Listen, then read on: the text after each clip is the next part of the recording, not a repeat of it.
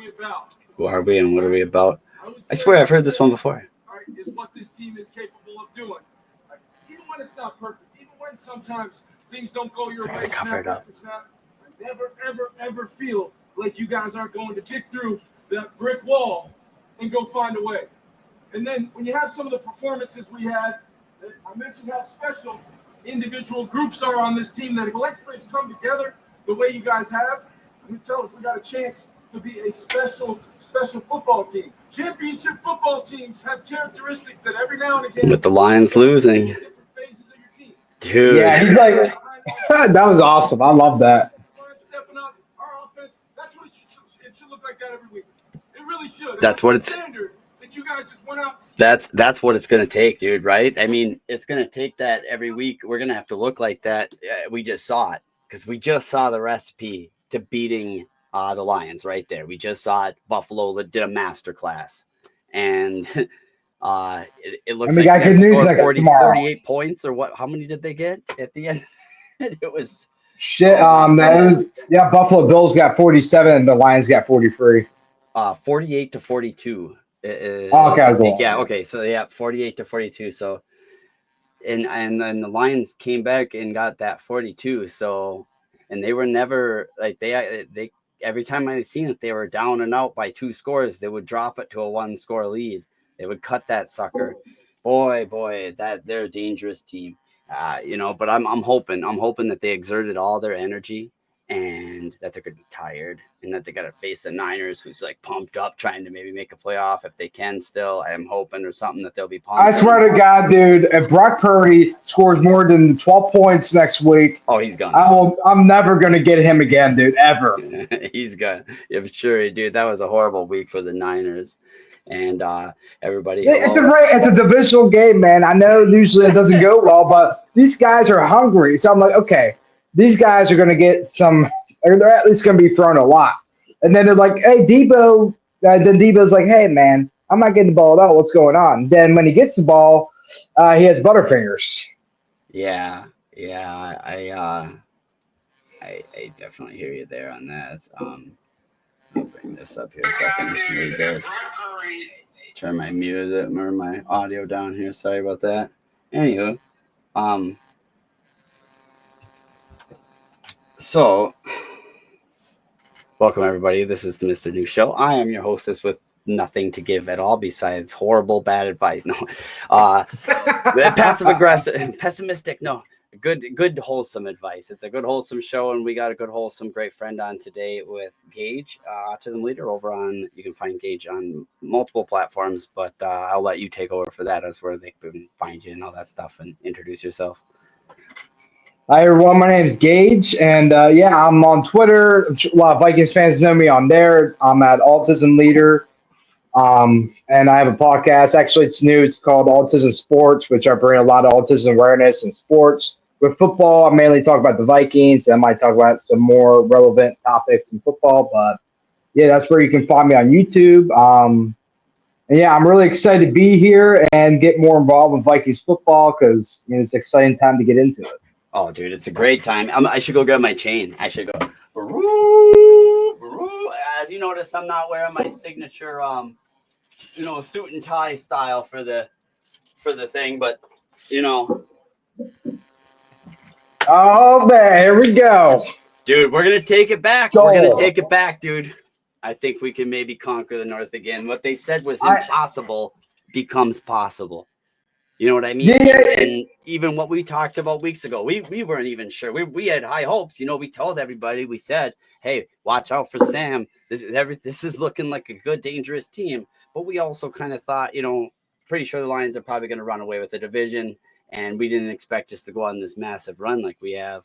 But I think we nailed quite a few things on the last episode. And yeah, I think that honestly, the ragtag group here might be able to do more than a lot of people think. Now, I hope one thing I am wrong about is I did say last time we spoke, I said we're going to go 14-3, but I believe we're going to lose this Monday night, which I hope I'm wrong with, because if we win out and go against the Detroit Lions in the last game of the season, we could take the division. And I would just love that because the Lions fans been talking all kinds of shit. So I'm like, Dude, they're yeah, bad. guys, what They're were you bad. saying? They're bad, everybody. They're so bad. Why? What is happening with them, by the way? Bro, like what is happening? Like they went from like straight like 50 years of losing and they've won for a year and a half. And all of a sudden now they're like, oh dude, you guys are peasants. Like, what is up with that? Yeah, I'm like, guys, like, and they're acting like we're like attacking them for no reason. Like, they kept making memes about the Vikings fan attacking them with them having fun. I'm like, you guys you're not just having fun. You're acting like assholes to the other fan bases, and excuse my language, but it blows my mind because I actually was happy for the Lions originally, even as rivals, but now they're acting kind of like the Eagles fan base that we I really feel the don't. same way. They're acting more like the Eagles than the Eagles, dude. Like they're acting like more Eaglish than I mean, like I can't They're believe making the Eagles look like they're humble. yeah, they look like a fun team to hang out with versus I'm not gonna lie, like I would probably rather spend some time with get down over in Philly, hang out, jump into some trash cans or whatever everybody does over there, all kinds of wild Or stuff I always see. hop on those poles, Yeah, that's- hang on the light pole, eat some. I told somebody I was like, dude, if we win the Super Bowl, I'll eat I'll eat the horse shit. I promise. I'll do it. I'll get it done. Don't worry. I'll do it. No, I in all serious though, I would give anything to get a Super Bowl and that bye week is big. You know what I mean? I just don't want us to get hurt trying to get it. That's the one biggest thing. I feel like, a lot of teams, they exert so much trying to get that number one spot thinking, oh man, we're going to get the extra rest, but it's like, really, do you get a lot of extra rest? Because it seems to me like you only really get 1 week. And if 1 week isn't going to, like, if you're going to overexert yourself, like something that's going to take 3 to 4 weeks to heal, that 1 week isn't going to help. Like it's only going to hurt. Yeah, honestly, the bye week does hurt. Like you look at teams that come out of the bye week, it's very rare that they come out strong. And that's the one thing I'm like, I would like to win the division, but even if we didn't, I like a road. You look at because as of right now, it's looking like the Buccaneers are going to be our matchups, and they have a really good offense. But I really like our team overall because Todd Bowles, he makes terrible decisions, like awful decisions, and same with Dan Campbell. He's too aggressive, way too aggressive. He went to get on his own 40-yard line, and the 9 chances out of 10 is probably not going to work. So I think KOC and I'm not Todd Bowles, but Brian Flores is they're gonna see that and they're gonna expose it. I think that they can definitely fight a good fight up against the Buccaneers for sure. I like that matchup because you got a couple things to consider there. You got Sam going back, Sam versus Baker. Who was the better guy coming out of Carolina? You know what I mean? Now that we're seeing the prodigy of Sam, the whole thing that nobody expected. And this is where I come back to it a lot with everybody and why I was so like kind of telling everybody, well, it wouldn't be such a bad idea to have both. Unless this is what you're afraid of. And this is good. And this if Sam is only a product of the system. You know what I mean? If he's just a product of the system, then it's like, well, we love having you around. It's gonna maybe great everything, but we'll be able to do the same thing here and just recreate that. But if it's more than that, if it's something a little extra on top of that, because when I looked at it, and because I had to try to get out of my own bias, I had to try to tell myself like, no, we'll look at this. We're not rushing a bunch of touchdowns in. These are red zone strikes. I mean, these look like Joe Burrow passes to me. These look good. Like these look really good. Like so good that it's almost like you're like, that's not that good. I'm just telling myself that this dude isn't that good. But what do you think? I mean, do you think he's really that good or just a product of the system? Because I mean, he's beaten Kirk out. He has beaten Kirk out, which is a massive improvement. Sam Darnold, he was never given a real chance of any teams. But all respect to Sam for what he's done this season and personally, but I still think he's a product of the system.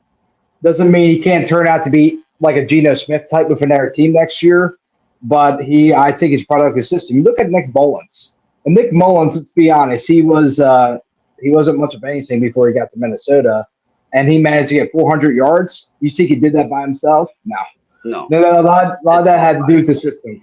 it is, and that's why I keep having to tell myself: is it a product of the system, or is it not? Because it's the same system that Kirk was in, for It can 6 be years, tricky. and he couldn't accomplish that. Well, not, he wasn't in this system for 6 years, but he had a good system prior, and then he went into this system, and he couldn't accomplish this same task, And so, it gets to be a question of like, how really good can Sam get with a team behind him that has running him with all that stuff, or is it like, is he capped out right here? Is this his cap? And I think we're going to find that out in these next games. I think these are going to tell. I know that everybody always says that within these next games, but I think that that's where he's going to earn a contract with or without in Minnesota, in my opinion, because I don't think they're going to use him for a bridge quarterback. Because like you said, they whether they put Nick Mullins in there, whether they put anyone in there, they're getting the yards, they're getting the stats.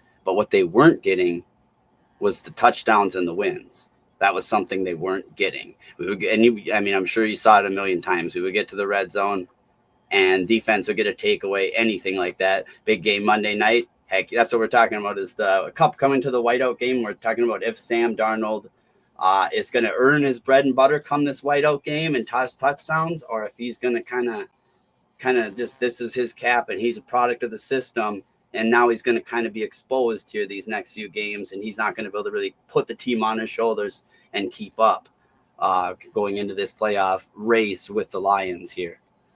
What do you think? I don't think he needs to put the team on his back. Now, Sam Darnold, I do think he's a product of the system, but I think he'd be good enough to win. But I he has think put it on his back. I mean, that's been the thing, though. It hasn't been all Aaron Jones. The dude's been more fumbles and touchdowns. It hasn't been like we've had this shining offensive line. We lost our best tackle, but it hasn't been like the Vikings went into the season with, oh my gosh, we got this hot, hellfire defense. We're going to lock people down. We had a bunch of people nobody wanted. This is Brian Flores. That's, if anybody wants to talk about a product of the system, in my opinion, I think this defense is a massive product of the system, and that's why you're seeing the big gaps. And I remember when we were talking earlier, we were talking either cornerback or defensive tackle, something to help that defense out, because I think that's where our weakness is, in my opinion. definitely defensive tackle because we don't have any solid defensive tackle besides Harrison Phillips. Now, there's a couple of depth players like Tillery and etc. But yeah, we don't have any lockdown defensive tackles, which it's a little different than we had because this is a similar situation to, I believe, the Case Keenum situation we had 8 years ago, where we had that fantastic run. Right. I do too. I agree. Keep going. Don't let me. No, you're good. Keep going. I'm gonna keep you going. But no, I'm saying I'm right with you on that. Because I'm you know what I mean? And I remember thinking after that, gosh, it would have been smarter to maybe just keep Case and then trade him off and then grab someone in the draft or something or whatever, but we already got our. I do wish we would franchise tag him or something that's what. So I was kind of hoping. All right, because I think that Lamar Jackson came out of that next draft. Yeah, but then we got Kirko Chains. Well, he's now Kirko No Chains, but at the time, I was pretty excited about the move just until I really got to see Kirk Cousins. And I tried to keep making excuses for him, okay, maybe Kirk will get it since he has a longer offensive coordinator that he spent a second year with, and And that's the difference between Kirk Cousins and I will say with Sam. Kirk Cousins gets too much in his head. He's too robotic. He doesn't know when to make his own decisions. And that. And it plagued him, dude. I mean, we gave him, because you all of us, we went out on a limb for him year after year. You know what I mean? Because it was supposed to be just a quarterback away. That's it, guys. And we really were.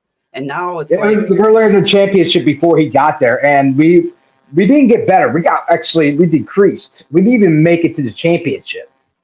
Yeah, and that's what's sad to say. And the wildest thing is I look back, the guy had 4,000 yards every year. How did that? I just don't get it. I don't understand. He's a stat master. The guy is a wizard or something, because like I said, because I'm trying to go through this, you know what I mean, in my head, and be like, okay, well, if Sam's a product of the system, why couldn't Kirk, who's a really good, he's a mid-tier quarterback. He's a pretty good, I consider him like 10 through 15, 9 through 15, depending on what he's doing. And like, if he couldn't do that with this same system, and all those other guys, I mean, credit to Nick and all them guys, they did good or whatever, but they couldn't continue that pace. Yet Sam can, is Sam possibly a tier above these other guys? And if so, you know what I mean? Could he be that bridge quarterback for JJ McCarthy and tell him like, hey man, you go through a lot of weird stuff. You could be traded I went through so many head games, and teach him those things. And then maybe the Vikings get even more capital instead of just letting him go to free agency and actually trading him, because this is the thing that I noticed in the last draft. It is a quarterback starved league. They are starving for good QBs. And if we have that capital there, it's just like, well, we could probably just trade him right off if he is that good. The only way it wouldn't work is if it had a downfall. Like I was saying, like if Sam really wasn't that good, and let's say we stroll into 2025 or 2025, and we do the deal with Sam, and we're going to bridge in, JJ McCarthy, we're thinking, later in 2025 or early 2026, something like that, and then trade Sam, something like that.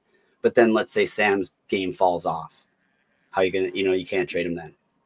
And I think that's where everybody's worried, is I think everybody's waiting for Sam's game to fall off, and so, I don't know. I'm trying to tell myself, should I be looking for that? Or if I'm looking for that, is that me looking for something so that I could just go, I told you so, and just dismiss the body of work he just put in the season, where he wasn't expected to, do anything.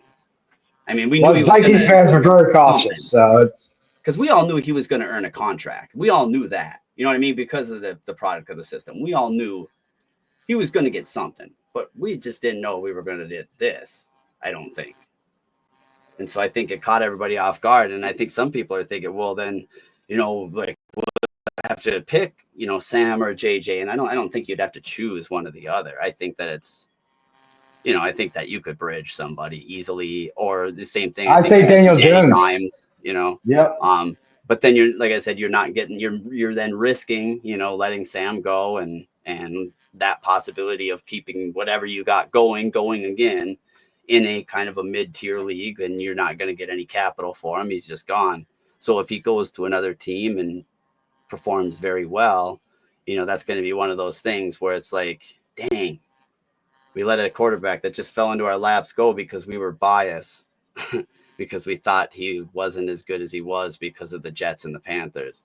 Because I can't hold that against him anymore, because I watch Aaron Rodgers over with the Jets. I seen Baker with Carolina. Yeah, they have to be cursed or something. The Jets, man, I don't know what the hell is wrong with them. Because you cannot blame Aaron Rodgers, Devontae Adams. No. I feel like there's something more than Aaron Rodgers and Devontae Adams. Like, you see them just later today. Dude, they killed it.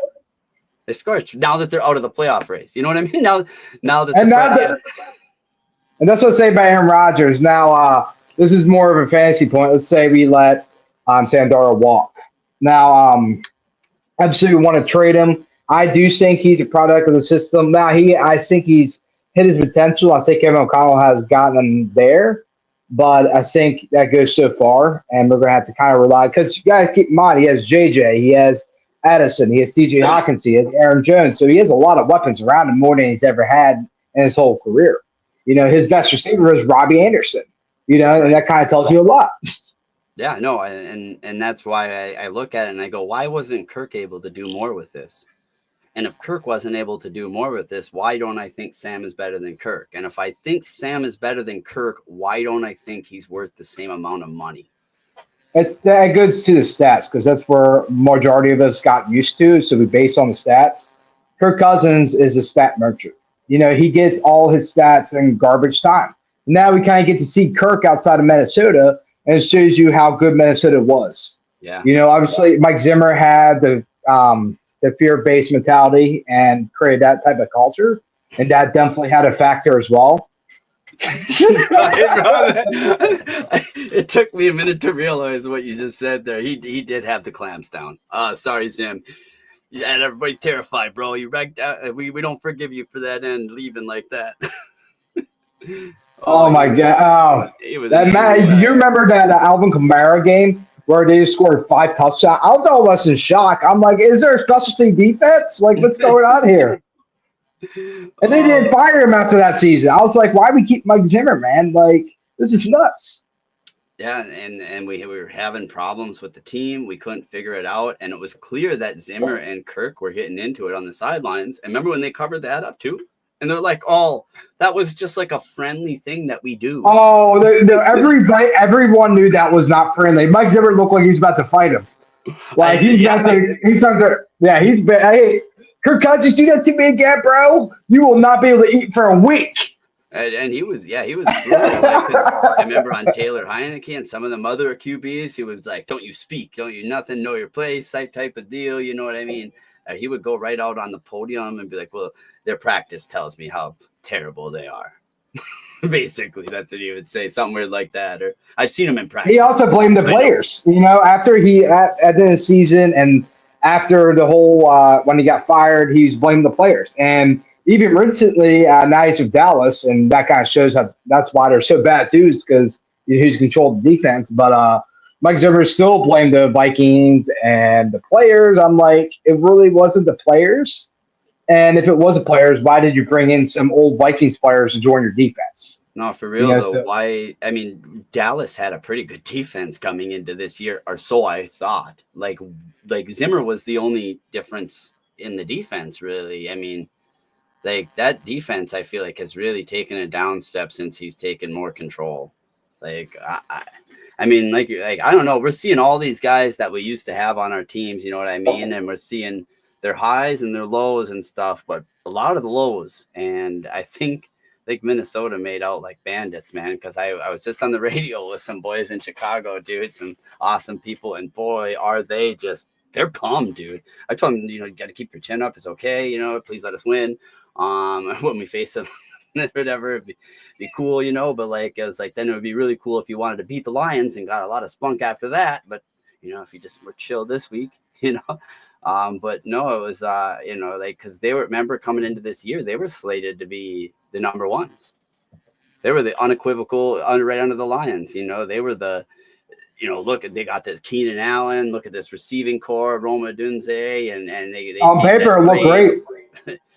I mean, what more could you have done? They did the Swift trade. I think there's too much hype because you got to keep mind there's a rookie quarterback, and you look at past quarterbacks that are in the Hall of Fame, like Peyton Manning. He did not play great his rookie year, So it was just a lot of high expectations, and they went with the same coach that failed Justin Fields, and now he has success over in Pittsburgh, and he's probably going to get an opportunity to be a starter next year. So it shows you that. It's coaching does matter. Kevin O'Connell has spoken that before about quarterbacks. Not always the players that fail them, but the coaches. Right. And that's why I want to give JJ the best chance possible, because he is the real future of the future. Like, I think a lot of us really big fans know that, like, that's where the dynasty lays. And in my head, I am almost getting this picture. It's a little bit different than yours. I know yours is more with like the Danny Dimes or something else kind of to bridge. I'm getting this weird picture in my head of, maybe the Vikings make it really far this year, and then they bridge Sam and they run it back, and Sam has another good year, and they make it really far. They make it to the playoffs, and Sam just kills it all year. One of the best players all year. But then he goes down, you know what I mean? Ankle, something like that just happens. And then here comes JJ. Like when Tom Brady came on for Bledsoe, bro. Yeah. And he comes just with his head down. He doesn't say nothing. Just comes out and just starts putting the work. And he rolls through the rest of that playoffs. I mean, because I would feel so comfortable having both them QBs. I mean, like, because sometimes I get really scared thinking about, like, if Sam goes down, or like if something were to happen, like if we go into next year and JJ's maybe having some growing pains or some actual pains, and he needs some rest or something like that. Yeah, I mean, and you got in the meniscus is it's a big injury. That's why, like, I'm really confident, because honestly, I do like Daniel Jones. I think he got a rough spot in Giants. So he got in the scouting team, and then he went from the starter to being the scouting team. So I think that team just really kind of messed up his potential. Not saying he was a great quarterback, but he definitely was. I don't think him a real opportunity. And with the Vikings, I think this is the best team he's ever been on, like Sam. And Danny, we've seen it. He can run, he can pass when he has a good team that believes in him. And I think the same goes to Sam. Like these quarterbacks have great potential originally, and Daniel Jones was looked at as kind of like Eli Manning type. So for me, I think even if Sam doesn't come back next year, I'm really confident in this quarterback room. And Daniel Jones also has playoff experience. So with the Vikings, we helped them out a little bit. Over 400 yards, man, with the bend don't break, but it broke. I was there. I was so bummed. It was the one playoff game I got to ever really go to in my life. And I got my wife's ring at the time or whatever. That was my kind of really intention for going down there. But I also wanted to see a game or whatever. And I was going to propose there, but she didn't want to go. She was, no, I don't want to go. So I was like, okay. And I kind of substituted it. And yeah, we lost that game. And because I think Daniel Jones doesn't have any obligations to stay or anything. But I mean, obviously you've seen the affinity for, he's came over for nothing. I just want to learn or something. Do you think he'll stay? Do you think he would stay if given the chance? Like, let's say Sam, he wants to go get this big contract, go get 130 mil or whatever, go get 150 mil, go with some big team, whatever, for a multi-year contract, wants that to be his new home. We're like, cool, we respect you, move on from him and stuff. Do you think that Danny would do us a solid and help us out like that? Help us bridge out to old JJ? Honestly, I think it'd be us giving him a solid because Kevin O'Connell, and you go into the draft, and JJ McCarthy said this: every quarterback wanted to be in Minnesota because they know what we have. Like we had, like, long as you're not like Trey Lance type of quarterback, you're gonna have success here. Which I think. Forget our last quarterback. I forget his name. He's from BYU, and I think he was more like a Trey Lance type. There's so much. Jaron Hall, that's his name, and you can't do much with that. If he didn't have success under Kevin O'Connell, probably not having much of a chance anywhere. Hall looked all right under O'Connell compared to, you know what I mean? I mean, but it was night and day difference as soon as you saw McCarthy and Hall out there. You know what I mean? It was like, because I had to tell everybody. I don't know if you remember the narrative before we got McCarthy, or before he had played, really, the narrative was handoff, go vroom vroom type deal, and that he couldn't pass. And I was big on his passing. I know maybe you and a few other people might have been too, but not many people were big on it and thought, like, it was a reach, it ain't gonna work out well. And it was that right away, it was like night and day. And I think that's also how a lot of Vikings fans know JJ, even though they've only seen a tiny piece of him. I think they know what kind of they're getting in that package because of we've seen so many other quarterbacks playing against them same third stringers or second stringers in that same, preseason setting. And it was like when you put him in, it was different. It was just different.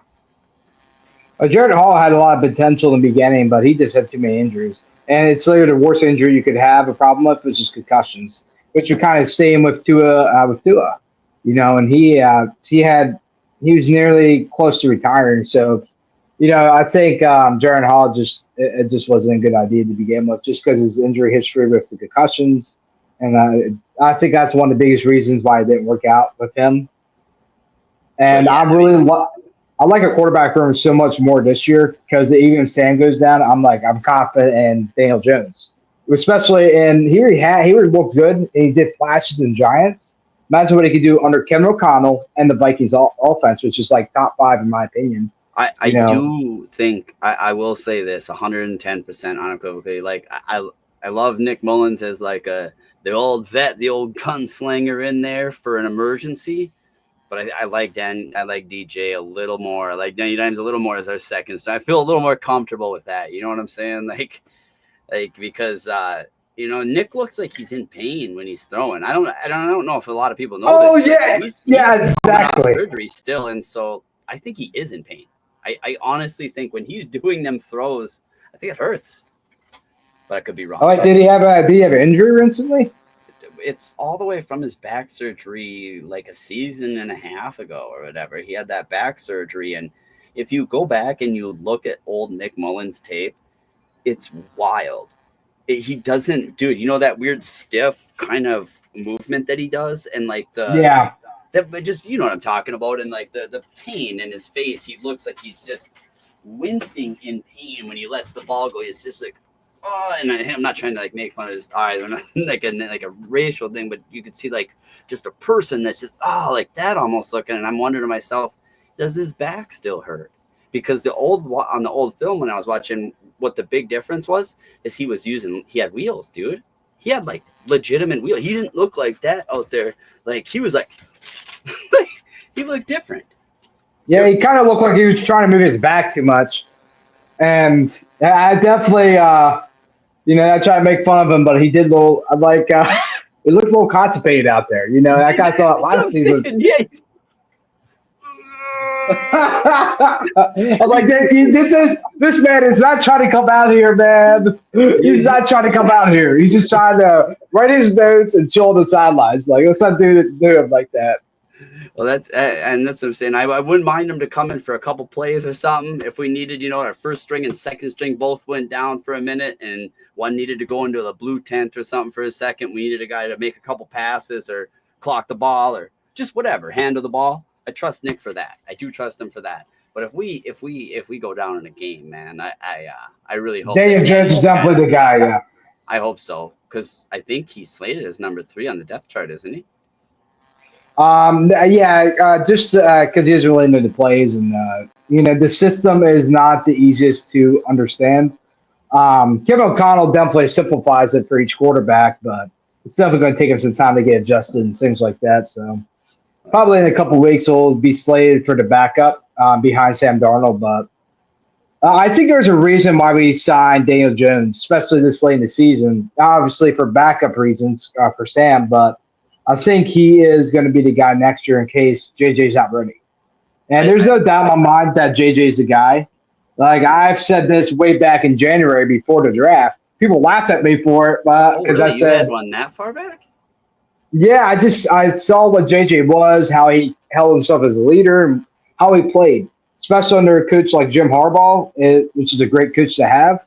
Yep. I saw the potential in JJ. I'm like, this is the guy. Especially, I saw him meditating pregame. I'm like, that's the guy we need for the Vikings because he's going to be under a lot of stress and, someone that will have a still mind. Because you got to keep in mind, as a quarterback, you're under a ton of stress and pressure. You need someone that's cool under pressure. Yeah, I know for myself, and we're seeing that same with Harbaugh over there, and he's helping Herbert bounce back. You know what I mean? Justin Herbert's finally looking like Justin Herbert again. So you know what I mean? He's coming off that pro style offense. So I don't think he's going to have a huge learning curve, but I think the year down the time, I think he won't. You know what I mean? He's not going to, just roll the Vikings right into the playoffs right off his thing and then just roll through the playoffs and win Super Bowls right off the rip. But I do think that the young man is fully capable of making a playoff run. It's common, you know what I mean? But if you take a look at the crop of all the quarterbacks that came out of this year, it seemed to be that the kind of the later guys were better. You know what I mean? We're more pro ready. And I told people this. In my actual like people were laughing at me because of how I had my mock draft placed for how it should be. I knew what it was with Caleb Williams on top and everything, but I told everybody, I said Michael Penix is better. He's better. He's almost got 5,000 yards total. Like, what are you talking about? I mean, but he's got the injury bug, there. Yeah, that's what I was about to say because that's pretty serious. And then after that, I had Jaden Daniels. And then I had, I had Caleb Williams and then Drake May, and based off of his potential. And then I had our guy JJ McCarthy and Bo Nix right there. And a lot of people were giving me guff about Bo Nix, about JJ, about all them guys saying they can't throw, they don't know what they're doing. I found that's wild to me, especially when you see JJ McCarthy. Like, he lost in the playoffs of the year before he won the championship game, and then he went back and won the championship game. That takes a lot of perseverance because that's very difficult just to come back and go. Right. But that's like JJ talks about, that is a champion. He after the game, he's like, I'm just ready to go. I'm going to get that championship next year. He could have felt sorry for himself, but he's like, I got to keep going. This is something I got to get better with. And JJ, I'm like, everyone kept saying, the team carried him and things like that. I'm like, team might have carried him, but it doesn't mean you're going to the championship. Like you need a quarterback to win that game, especially under that kind of pressure. I don't care who he's going against. That's basically the Super Bowl in college. You can't tell me he didn't have to have skills to win that. Well, also to go back to back, you know what I mean? That's like when I listened to every single talking head last year tell me that the Boston Celtics weren't going to be good or they weren't going to win over the other team. It's like, because they might not have had the more flashier style. They were a more complete team, and Sam or JJ on that team, McCarthy was everything they needed and more. He made all the big passes. I remember going over a lot of that film and I mean, that was when I knew he had the big cannon arm type of deal that he was throwing heaters out there, is because I was like, these balls should be picked off. I don't understand it. And that was my knock on him and why I had him actually kind of further back in my mock draft at first. Because I was like, man, these balls could be picked come the NFL. And then he went to the combine and I seen the speed of the balls. And I was like, I get it. They're not going to be picked actually, because they're going 800 miles an hour. Our guys going to have to learn how to catch and hang on to them, which is something I've actually saw our guys actually getting better at doing. Something I've been happy. I don't know if you saw that lately, because sometimes Sam can do that, throw those heaters, dude. Yeah. And they'll bounce off their hands. And it's like, dude, are you out there practicing one-handers? Because you need to practice this, just grabbing it.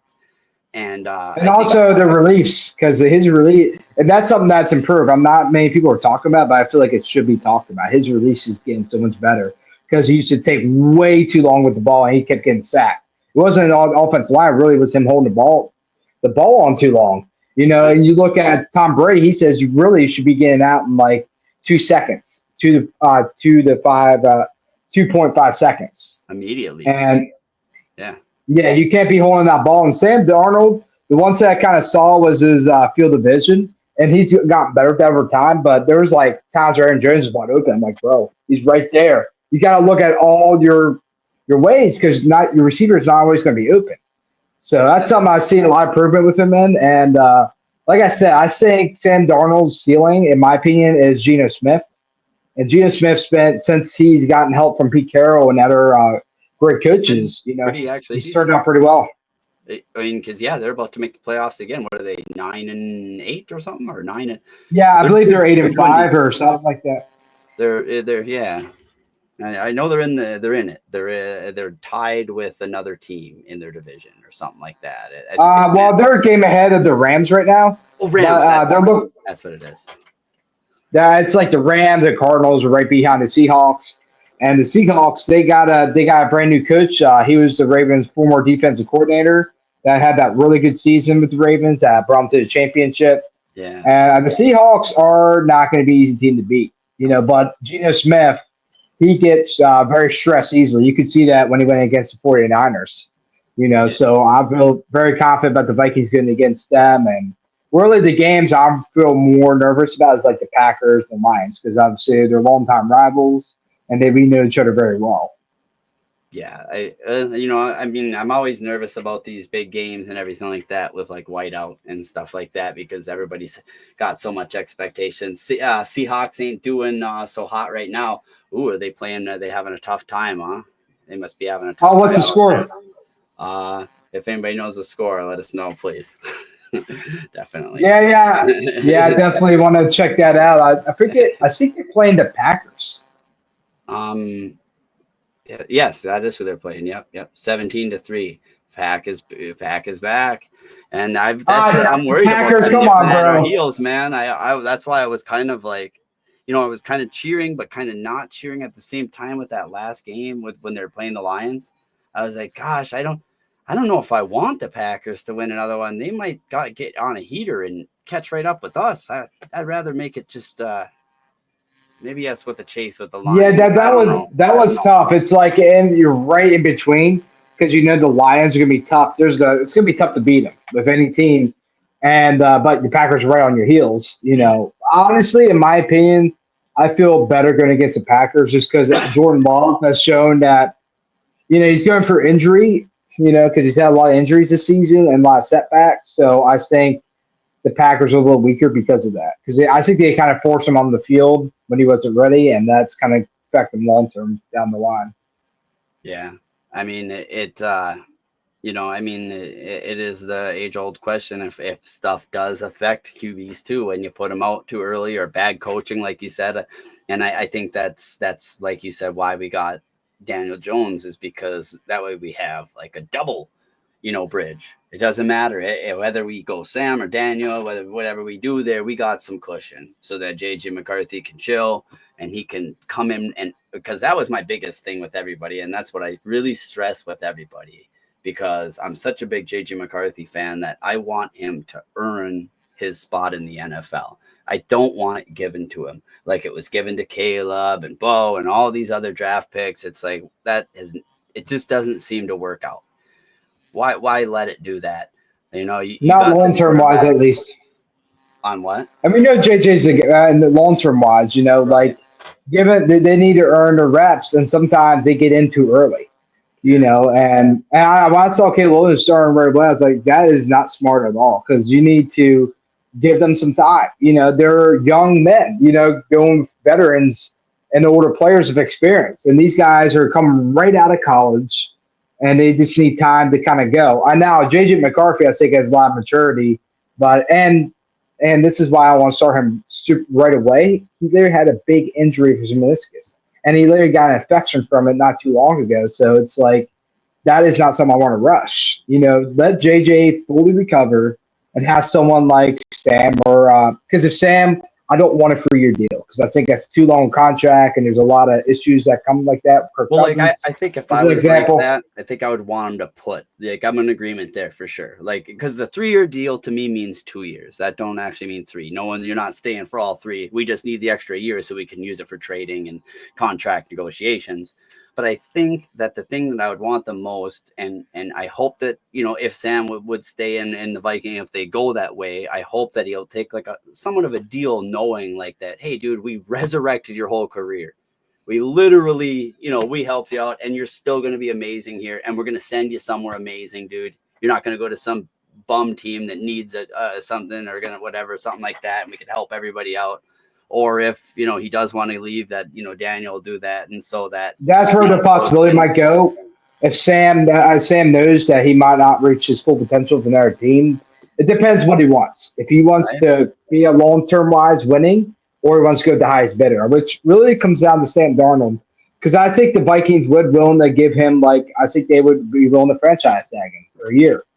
And then either trade him or move on. But, I think it gives that leeway at least to just see where we're at. So you can exactly. So you can see where you're at. So you can see where Sam's at. So you can see where JJ McCarthy's at. So you can know if your guy is ready to go and you could kind of cut loose ties and, then you can have someone else as a backup or whatever, or whether if Daniel Jones wants to stay on the train, and knowing that, hey, if I'm just one injury away from playing in this great system, which can happen at any time. I don't wish that on JJ or Sam or anyone, but, whoever does end up staying, I hope that whatever contract it is, it's more of a team friendly deal. Either that, or it's just like, what? I agree with all you. Get out of here, guys, then. Because we got a winner in JJ, and we know he's going to be there eventually. I just don't want to rush him there. I just would like to kind of see where this is all going, keep everybody's motivation up, and then keep crushing on the other fellow NFC North teams like we have been. It's just been such a fun ride. It's always fun when you get these unexpected seasons. And it is. I know the Case Keenum. Man, that season, man, I was like, why did we not put Sam Bradford in? Now I kind of look at him like he probably wasn't ready, but I'm like, man, like how we went. I still remember that first drive. We went down the field, scored like that. I was like, okay, we got this. And then we just completely imploded on ourselves. Well, I remember Captain Munnerlin was coming across the field and Alshon Jeffrey smashed into him on purpose on a cut route, on a corner cross route or whatever. And that's when the downfall to me started happening. It was like this, what he was doing, what I believe Alshon Jeffrey was trying to do is do a little rub route or like a little like thing to block him, kind of like run into an accident. But he really hit Captain like to the point that I don't remember Captain really being able to play football that well after that ever. You know what I mean? I never really saw the ball again. Yeah, that Eagles team, and especially the fan base, man, they were rough. I still remember after that loss, they threw trash at the players' bus, and including their oldest fan. I was like, guys, like I know you won, but like let's Yeah. calm down a little bit. Like it ain't Yeah. that serious. And I honestly, and this is what I honestly think, I think the Lions have taken a page out of that book. I think Dan Campbell has seen that. And I think that's why their defense is like that. It's no mystery why we keep seeing, and we saw it again today, another tight end down, out, carted out, another receiver, same people hitting them with Branch and Joseph. Like you I can don't think only that's hit a somebody high coincidence. low so many times. What's up?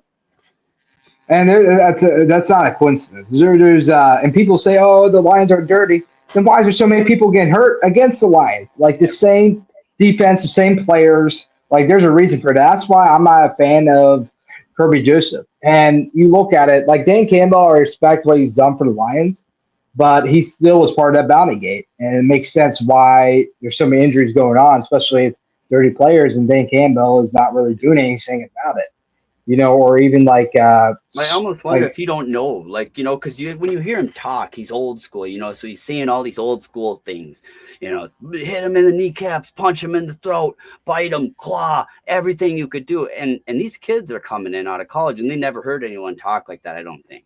And so I think some of them are taking it literally. Because you look at it like today, where that gun guy got that holding, and the Lions player had his fist up, just like punching him, and I bet he goes off the line like that. I bet they grab and punch, yeah, and they just up, just hard, and they're teaching. That's what the I punch in do the throat is. Like I think they're really I punching them. do I do respect old school football, but the way they're doing it, they're purposely trying to injure the players. Like Larry Tyler Kraft knew Larry avoided Kirby Joseph, and I don't care what Lions fans said. He's literally trying to hurt them on purpose. He's literally aiming for the kneecaps on purpose. And they Looking could say, forward. like he's a smaller player, he has to tackle different. I'm like, doesn't mean he has to tackle Larry kneecaps. And two players are out of the season a year prior. I think it was last season.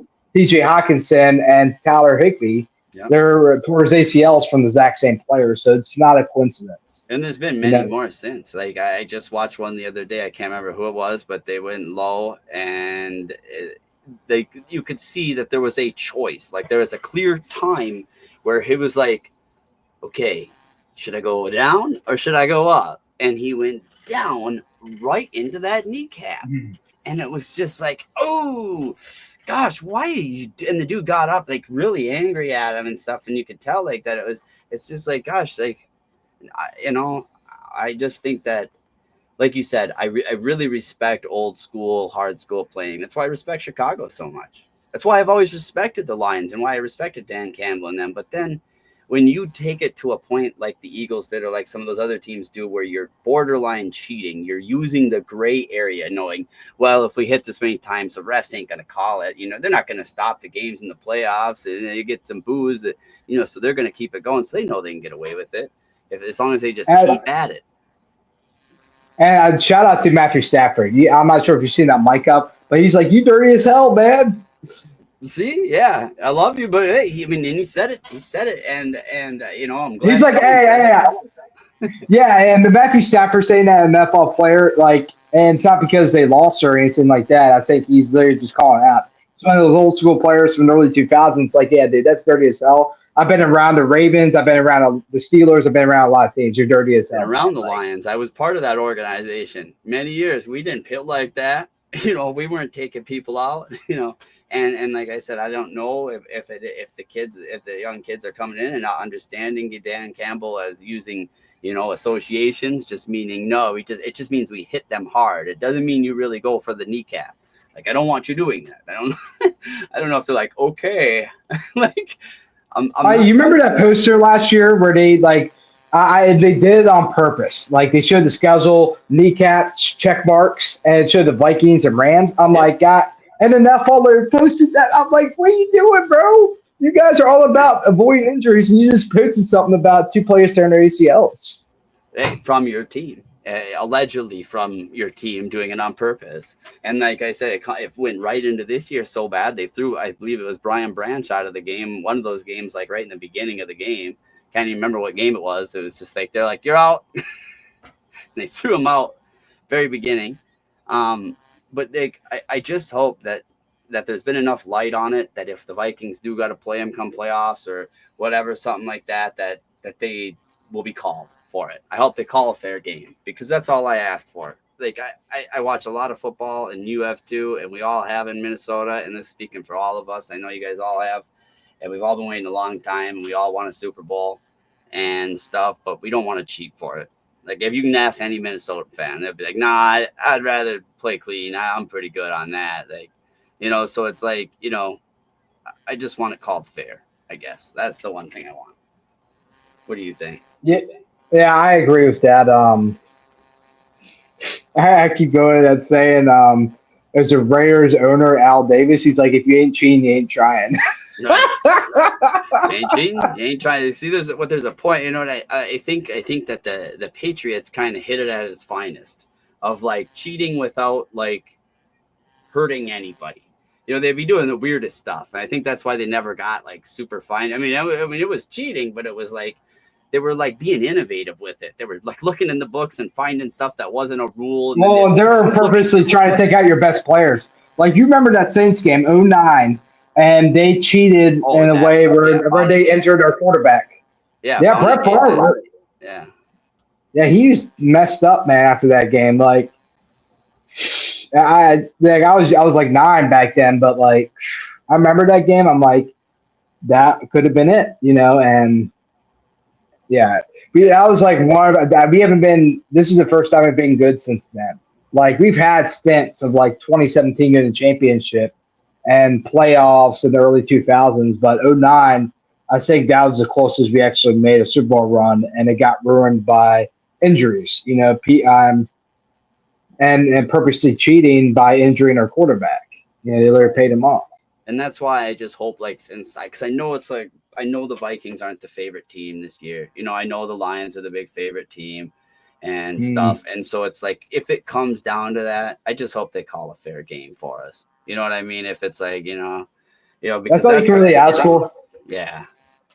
Yeah, because like it should be. I think it's going to come down to the Vikings Lions for the divisional title, and the right to have a bye week. I really, because the Vikings schedule, I really feel good about, and I think we're growing. And luckily, we don't have Kirk Cousins, so we don't have to worry about tomorrow night too bad. Because if it's Kirk Cousins, we have a lot less chance of winning. I'm hoping that they have a good game. I need Brock Bowers to get me a ton of points in that game against him. I think Las Vegas is who they're playing, right? I believe so. The Falcons. Yes, and I think I think he's going to struggle in that game. They should be starting Michael Penix. I don't know what they're doing, dude. Like I said, man, in my drafts, dude, I'm telling you, dude, when I looked at everybody, he had just take for instance Drake May, who was he was very high on my board. I don't know how high you liked him, if you liked him or not, but he had about 2,500 passing yards. You know what I mean? And I think a couple hundred on the wheels, not much. So you have a total of it was like 2,800, something like that, 2,900. I don't know. Everyone was roughly around 3,000, like I was saying, all-purpose yards, except Michael Penix. Michael Penix had, I believe it was like 4,800 or 4,900. It was a ridiculous amount. It was like 4,000 passing and 900 rushing, and I was just like, that is a lot. That's a lot. That's a lot. That's a lot. And he would have been a high prospect if it was really the injuries that a lot of people were like, he's older. He's one of the oldest quarterbacks in college, and also he has a long history of injuries. Like I think there's a couple ACL tears and things like that, which shoulders too. And that's a big saying. Like with Drew Brees is one of those examples. And Michael Penix, like he has great potential, but it's really the injuries that scared everyone off, which is understandable. And the Vikings, I do not want anybody drafting someone for long history injury, because that's one thing that we've struggled with. And Mike Zimmer drafts a cornerback that had that and affected us long-term wise. Well, that's why I think you know what I mean. Like you're right on the button with saying like they should be starting him. Like I don't know why they're not, because now they're out. They're eliminated mathematically from the playoffs. You can't make it to the playoffs. Okay, so if you can't do that, and your guy that you got, your young man, is considered is he durable enough? That's the big question. Can he hang out in the NFL? So while you have Kirk Cousins, get that kid out there. Get that kid out there and see what you got. Because if you don't, actually, they could still make the playoffs because with the NFC South, Buccaneers are only like 2 games ahead of them, and the Buccaneers are going against a bunch of rivalry games. So, I'm like Falcons. You have to make a chance to make the playoffs. Why not put Penix in there? Because he's had pretty much the whole season to really get to know the system and the plays and see what you got in him, and then build momentum for next year. Because you look at Patrick Mahomes, he played the last game and a half when Alex Smith was there, and I think that kind of helped him for next season when he was a full-time starter. You got to let him play a little bit. Right. And that's why I was saying, with the JJ McCarthy, whether it was Sam or whoever Bridges, Danny or anyone, that, I seen him more as the starter coming in week 6, week 8, week 10, week 13, something like that. You know what I mean? I don't see him as this immediate starter. I didn't either. No. I don't think that would be a good idea. I mean, because he hasn't had the time. Let him do all the preseason games and lead all those, and then you'll be pretty sore and banged up after that. Then you can sit a little while and learn some more, and then see what you got or whatever there. Because it would be. I just think it would be a real brutal thing to just lose that investment in him when you could, if you just needed it. You know what I mean? Take a little bit of time, a little bit of buffer time. That's why I don't want to rush JJ next season, because I believe he is our true franchise quarterback, and I think he could be the one that brings us our first Super Bowl if we don't win it this year. Super Bowls. I think he's gonna do bowls, dude. I think he can do multiple. How he went back to back. This is the perfect. Now this is more a fantasy of mine, but it'd be cool to kind of do if Kevin O'Connell did a Gibbs version. When he won 3 different quarterbacks this year with Sam Darnold. Next year, Aaron Rodgers is like, okay, I want to win a Super Bowl, and I only have a year left. I want to join the Vikings, do a whole Brett Favre kind of rotation, and then the following year, JJ McCarthy just takes over. That would be another interesting one that people talk about is Aaron coming in next year, because that is a possibility, I believe. I do too, because the Jets are talking about getting rid of him next year. Yeah, I believe the brass, they flew in and they said they're done with it and they're ready to move on. They're sick of it and they don't want to waste any more time. Yeah, they're starting all over. They fired a head coach, GM. They're ready to move on. This is really their last chance to really make a run for Aaron Rodgers, see what they got. I think Jets need to reconsider a lot. Well, I think what they're doing right now is showcasing Rodgers and Adams so that they can sell them. You know what I mean? Find out what they're worth. I think that's what they're doing. And you looked at. And I don't think they can sell them very high because Aaron Rodgers lost his value a little bit, especially after this year. If you look at stats, it actually looked pretty good. I just think with the Jets, there's more depth. Jets, it's an anomaly. They don't make any sense, and that's why I was saying, I think this is going to be a great duke 'em out thing, especially if the Vikings do make the playoffs and they gotta face Baker. Then you get both the boys coming from Carolina, the 2 guys that were maybe going to be cut, one coming from the Jets, one coming from the Browns, 2 organizations that can't make nothing right. And then you got, them going to Carolina, maybe thinking that they're on the up and up, and everyone thinks it's they stink, you know what I mean? And it's not Carolina's fault. And now here we sit years later, and Baker, we see what he did, and we see what Sam's doing, and I think that'd be a pretty cool playoff sell. Right there, I think if they is that what it's slated up to be for the Vikings? Yeah, as of right now, yes. If we say the 5th seed, we would face number 4, which is going to be the NFC South, just because how the division lines up, and it would be the Buccaneers, which I feel confident in. But I will say this: with Baker Mayfield, he is a better quarterback than Sam. I think Baker Mayfield's top 5 because he's the one carrying that team right now. Because their head coach is abysmal. What do I think, or any of your opinion? What if it becomes a gun out, like a shootout gun out on both quarterbacks' backs, and let's say they're both going out, they're playing, and let's say Baker gets beat out by Sam.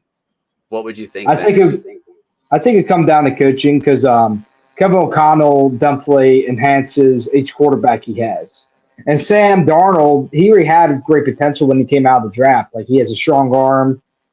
and he can move. You've seen it when it's needed, he can run. But I think it comes down to coaching. And Todd Bowles I think he is below. He's probably like in the 20s as far as ranked head coaches. Okay. And I think defensive. I think both sides on coaching. Like we got one of the best defense coordinators, and we got probably like top 5 offensive coach. We're lucky with Brian. We're really lucky with Brian. So what about this then? So what scenario is there, or is there none, that if with Sam Darnold, in which you will change your mind and think, okay, maybe it's not just the coaching, maybe Sam is special? So clearly it's not if he beats Baker, that's still a coaching thing. So he's won a playoff game at this point, right? So the Vikings have won a playoff game at this point, right?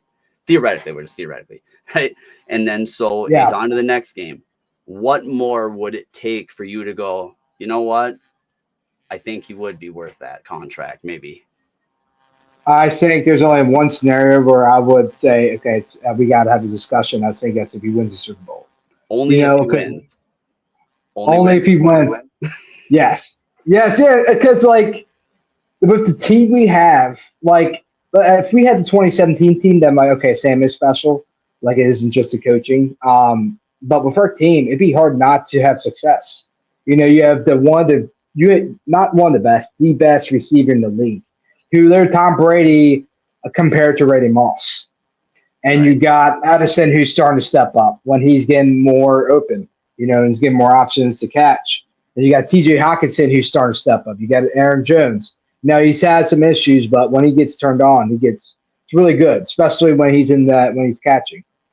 So with the offense we have, and not only that, but the coaching. Now that's where I'm like, we could do that with just about any quarterback. And especially when we had Daniel Jones, that's my main argument against that. We couldn't with Kirk. We had him, and we did it for all those years, and he had all those weapons, and he had this coaching system, yet we couldn't accomplish what we're accomplishing now.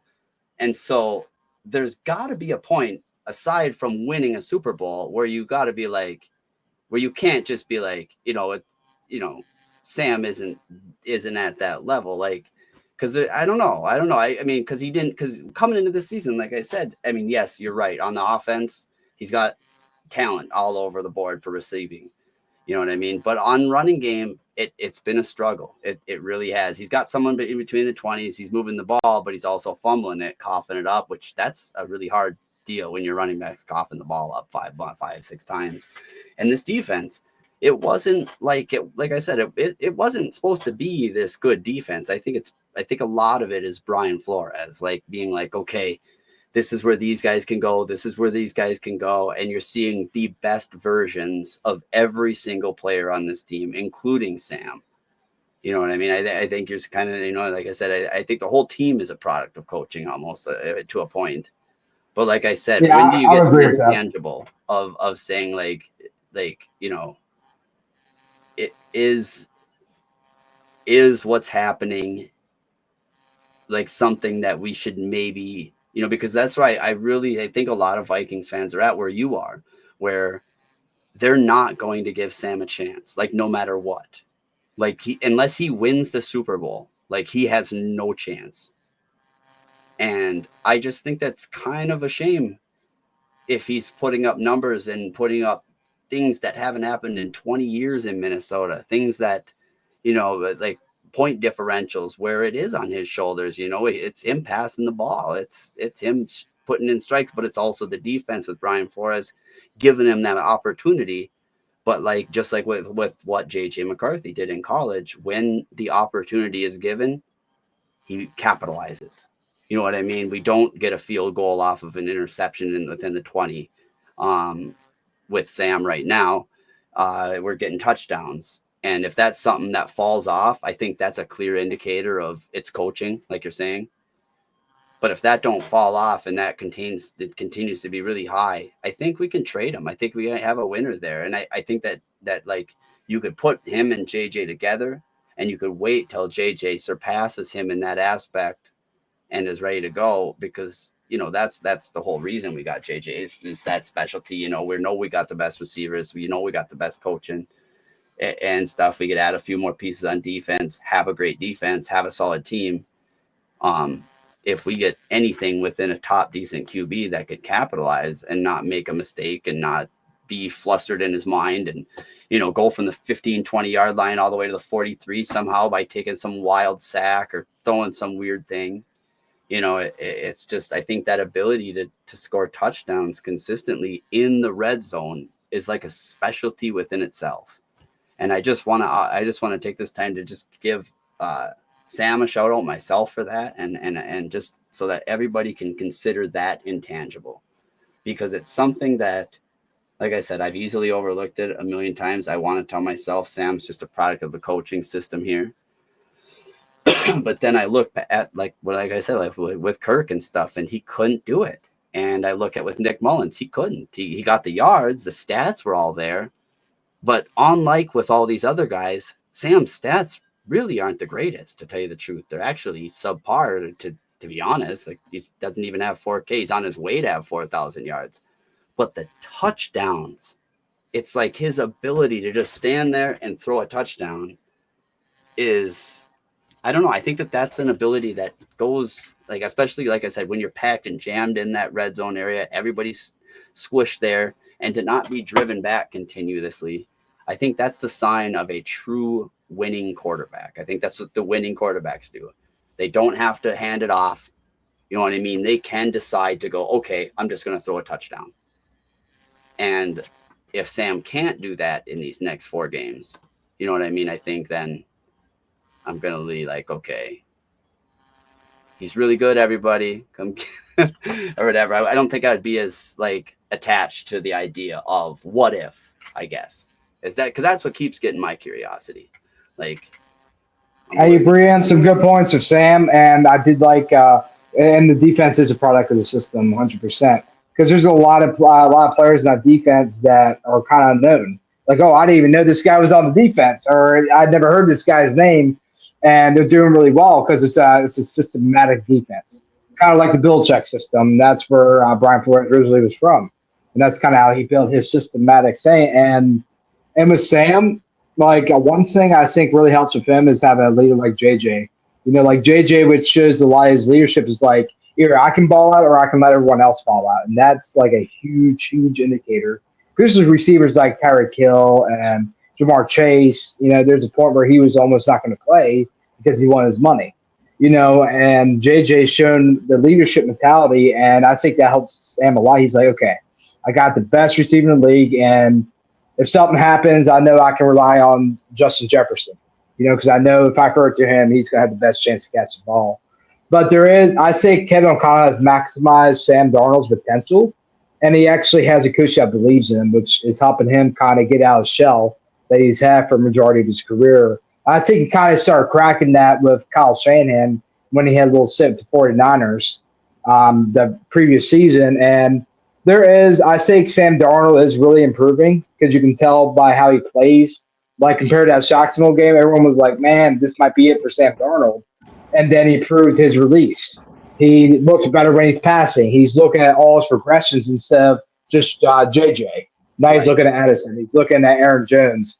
So for me, I think it would have to be, he'd at least have to make the Super Bowl, because we've been to championship with backup quarterback that kind of fade out from the NFL, and that's Case Keenum. So it would have to be something major like that, like a Super Bowl, and then we can consider Sam Darnold. Like I say, like, for me, it would have to be like a 2-year deal, and it would have to be like a friendly deal because we still want to build the defense. And I would be really happy with Daniel Jones because I think he would have just as much of an impact as Sam. Just without, maybe not the strongest arm, but he has a lot of potential with his legs and his progressions. And I think Kevin O'Connell would help progress him in that way. But Sam Darnold, he's definitely earned respect of at least being looked as like, maybe we could give him like a 2-year contract if he does regress far in the playoffs. In the regular season, it's a whole different game, but the playoffs, that's where the real deal's at. So if you can foul out Jared Goff in the playoffs, which I think is a very good possibility with our road. Like, regardless which way we go, the bye week or we go against Tampa Bay, which they have a lot of weak spots, and I think we can definitely beat them. I think it comes down to that. Can Sam Darnold handle the pressure? Even with the help of Kevin O'Connell, JJ, which I think helps him greatly. And I think it really comes down to how he handles the playoffs because that's really where quarterbacks kind of crumble. Yeah. And they got someone's Regina saying, I'm curious if Kevin can fix Daniel Jones. I think he can. I think that Daniel under the Kevin O'Connell system would look very similar to Kirk. I think it would look like Kirk. I think it would be a very mid quarterback where you're getting maximized out of the coaching type deal, and you're going to get some high stats. You're going to get a lot of good passes, a lot of air yards and stuff like that, and everything like because we got the receivers. But kind of like what Gage is saying, I'm right on par with that. Because I don't want to jump off a cliff here with Sam Darnold, and be like I'm all with him, because I'm not. I'm more or less right with you. Like if he can keep doing this and keep being like showing me like wow dude, wow, gosh, didn't think you had that one still in you today. Jeepers, you got more. Okay, you got more, because we're going to need that going against, as like the Bills just showed. You're going to need a quarterback to lift your team in their shoulder. If you want to beat the Lions this year, you got to score 48 points. Apparently, you got to have a solid defense. You got to have everything going. Or if you're the Vikings, maybe you had a little bit better of a defense than the Bills or whatever, theoretically. So maybe they hold them to 35 points or 38 points or something, but they're going to have to score, or 39 points, but they're going to have to score 40 something. Because, what did they score against us last game? 42 or 41 or something? I think it was like, I think it was 29-30, or it was a very high scoring game. Like it was over like 25 points on both sides. Okay, maybe they were 30 something. I know they were 30 something. They were up there. I know that they had quite a bit of points, and I remember thinking to myself, like, see, I told you, if we could have just got to 40, we could have got him, I think. And we just never got there. And we finally had that game where we got to 40 points the other day. You know what I mean? I know we're getting kind of longer in here, so we'll kind of finish up here talking about the last little bit of the other game here and everything. And ended out with fantasy and everything. See how you're doing and everything. Apparently the Packers are doing well, intercepting the ball and stuff. I don't know if that saves you or not. But yeah, we've seen Sam open it up with Addison. That's what we really seen, right? The deep ball, taking the top off. If we can do that every game, like we should be doing, like we should have been doing with Kirk, or like we should, you know what I mean? Because that's the expectation. And I think that's why people are so stringent on the quarterback situation, is because we know what we got here. We should be scoring, especially if we put a run game in this team. Like a nice balanced dual threat run game, or a huge 3-down back guy or something. Green Bay 20, Seahawks 3. And Green Bay wants that playoff spot. But I think we want to see that. I think we've seen Jared the Goofster go down to Detroit, and now he's scoring. They average like 40 points a game. It's like, we got just as many weapons. Why not us? And I think that's what a lot of the fans see. I don't know if I'm right on that with you, but what do you think? It's going to come down to the quarterbacks, because like we have a good defense, but the Lions have a special offense, and especially with their offensive coordinator Ben Johnson's no joke. You see he literally scored with the offensive lineman. You just don't see that too often. Skipper, they call it. I still remember that last play, like skipper, and just right to the offensive lineman. Now, I think Sam Darnold potentially is better than Jared Goff. Like, they kept saying MVP. I'm like, if you're saying MVP to Jared Goff, you got to look at Sam Darnold, because I think Sam Darnold they're like right next to each other. Yeah, I think that you're right, that it's going to be a quarterback battle, or that it's going to be a battle of points. You're going to, the defense is going to be able to hold them, but you can only hold that Lions team to so much. They will score most likely.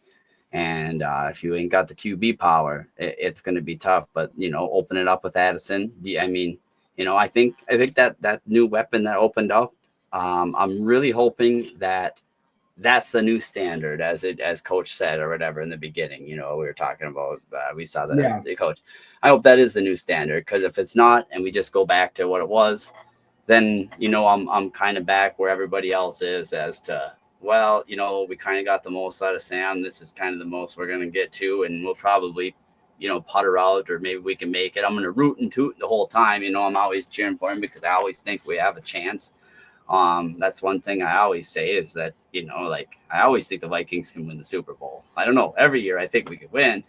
Any team can. You know, like during the playoffs, you look at the Eagles, they were not looked at as a Super Bowl contender in 2017. They had Nick Foles at backup, who ironically had a quarterback that looked like he's going to be MVP, which is Carson Wentz, now the backup of the Chiefs, and kind of faded out. And they won the Super Bowl that year. They beat the Vikings in the championship and won. So there is, and save the Giants being the Patriots. Like the Patriots were looked as like, oh, they're winning the Super Bowl. There's no team. The Giants can't beat them. Like they won 9 games.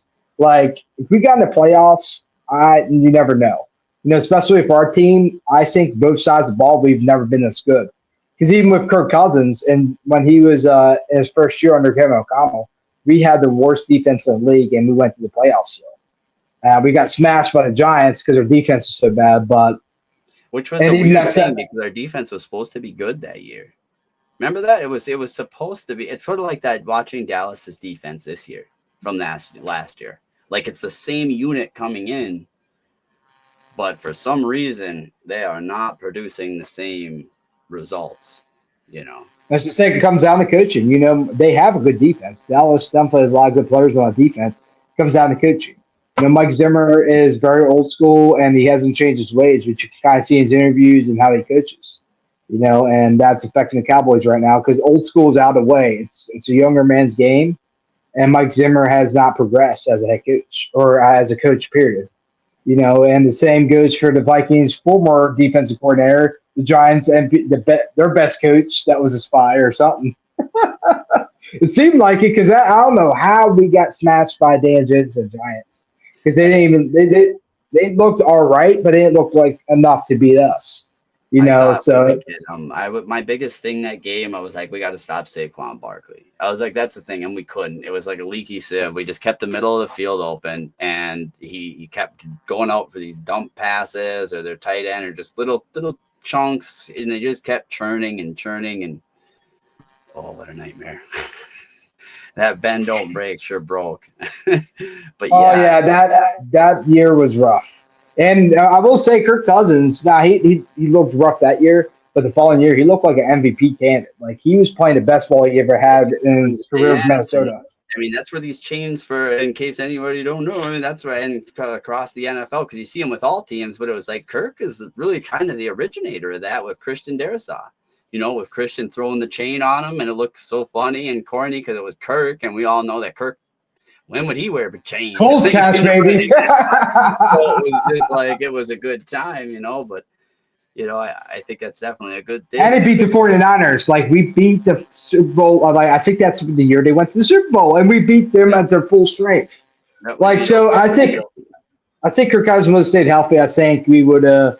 I think we would have went into the playoffs pretty strong. I still think Kirk Cousins would have lost because Kirk Cousins, to me, that's why I didn't really care for him as a quarterback. A lot of people are still high on him from the Vikings fan base, but I'm like, the guy was robotic. And you look at his last play as in the playoffs, that he dumped it off. He didn't really take a chance. Like, if I'm going to lose, I'm going to lose throwing the ball 50 passes a game or something like that. Someone that has like the will of like, I'm going to do everything I can to win, even if I have to run for the first down. I don't know if you ever noticed, but when Kirk played like that, he played great. When he threw a gun, when he played like a gunslinger, he played amazing. You know, when we were like that Colts game, when we're down, and he's forced to play like that. Awesome, magnificent. I think that's when he gets out of his head. He's a guy that's very in his head. He's very analytical, and that's too much. Like, and it's just maybe with Belichick because that's a perfect quarterback for him. But when you're the franchise quarterback and the team needs you, you need to get out of your head. You know, that's why I like JJ McCarthy. A lot of people make fun of him for his meditations and pregame, but that's the type of quarterback you want. Someone that's not going to be in your head and can be cool under pressure. Because JJ was in 2 championships in college, and he won one of them. And he came back after losing and won. And that's the kind of quarterback you want, especially in the NFL. And I think JJ he's the future. You know, without question, and I'm really liking the system Vikings have, and I hope they go with it. Like, I still think we need a quarterback for next year, and it depends how the Vikings want to go. You know, if they think Sam can either be a good trade candidate or if he can be if they think he's a better quarterback than Daniel Jones, which Daniel Jones would be the cheaper option. But you got to, that's kind of up to Kevin O'Connell how he feels about it. But if they go to the original plan, they keep Daniel Jones as a bridge, and then they really build on the defense for agency. Because Brian Flores, I don't see him coming back this year because there's too many good head coaching That was going to opportunities. be my next question to you, whatever was, do you think Brian's going to leave us? I think so, unless we offer him a really good contract and there's not a team that he's super attractive with. Which I ironically earlier this year I was talking to a friend that's a Tampa Bay fan. I was like, dude, like if you guys fire Todd Bowles, I think Brian Flores would love to go to Tampa, because he sees that there's a really good team there. And Todd Bowles, now I made jokes. I really do. I compare him to Dennis Green. He's a Dennis Green 2.0. He has really good coaches around him. He has a great roster, but himself isn't the greatest coach. He doesn't make very good decisions. And when it comes down to coaching, he gets out coached every time. Yeah, I'll have to go back and watch some of my Denny Green. I guess I never critiqued his coaching a ton. I know that he got in trouble. Like why he got fired, I remember is because he made the playoffs. You can make the playoffs every year, but he couldn't quite go far into the playoffs. He was getting beat in the playoffs. And I didn't know his whole full surrounding cast because like I was a little younger back then and stuff, but I'll have to check some of that out. I'll have to check out his surrounding cast for sure. But yeah, I never really got to watch him as a coach, but from what my dad told me and what I've seen him on film and things like that, he didn't look like that great of a head coach. And it blows my mind because back in even the 1980s, we had Pete Carroll. And then later in the 2000s, we had the Steelers head coach Mike Tomlin as our defensive coordinator, and Brian Billick, and all these head coaches that won Super Bowls. I'm like, Vikings, why did you not have of the same people? You know what I mean? I think a lot of those coaching trees, I think, you know what I mean? They're all friends. You know what I mean? I think that a lot of them are friends and they all like kind of are certain of ones of them are friends. That's what I'm thinking. Tony Dungy. That's where kind of the family tree came from because they were defensive guys, and Tony Dungy was the defense coordinator for the Vikings during that time period, and that's kind of where they kind of learned from. And because Dennis Green, he was really good at picking head coach coaches, but just not getting a good roster because we had a really good offense, but our defense is awful. This kind of reminds me of like Todd Bowles. Like they have a great offense, but their defense. They have stars, but with Todd Bowles, he can't coach very well on the defense because he kind of exposed himself a lot of times. Like when he goes against top head coaches, like even though I don't care for him, Sean Payton, and they don't have a good team like Tampa Bay, and they got beat pretty bad. Yeah. I mean, Sean Payton is one of the history coaches of the league. I know that. And stuff, but yeah, I remember watching from what I watched at Danny Green. He was good from what I remember, but it was just the playoff knock. It was just something like he couldn't get the same progression as he got, the same traction as he got regular season. Because I believe he also won the division like quite a bit of times, so I'm not sure, but like I said, I'll definitely have to rewatch some of that. And yeah, nice looking cat. Yeah, he does what he wants. My brother, my cat passed away a year ago, but my brother has a couple of cats. They're cool. I appreciate that. I healed through it, but that's something you don't always get over, and but he's always with me. My belief is spiritual, so I believe in past lives, things like that, and I believe he's everywhere. So I don't think he's truly gone, and he lived his life. He was a cat that truly lived his life. When he passed away, he was actually outside, and he just got hit by a car. But I knew he lived the way he wanted to, so that gave me a little piece of that.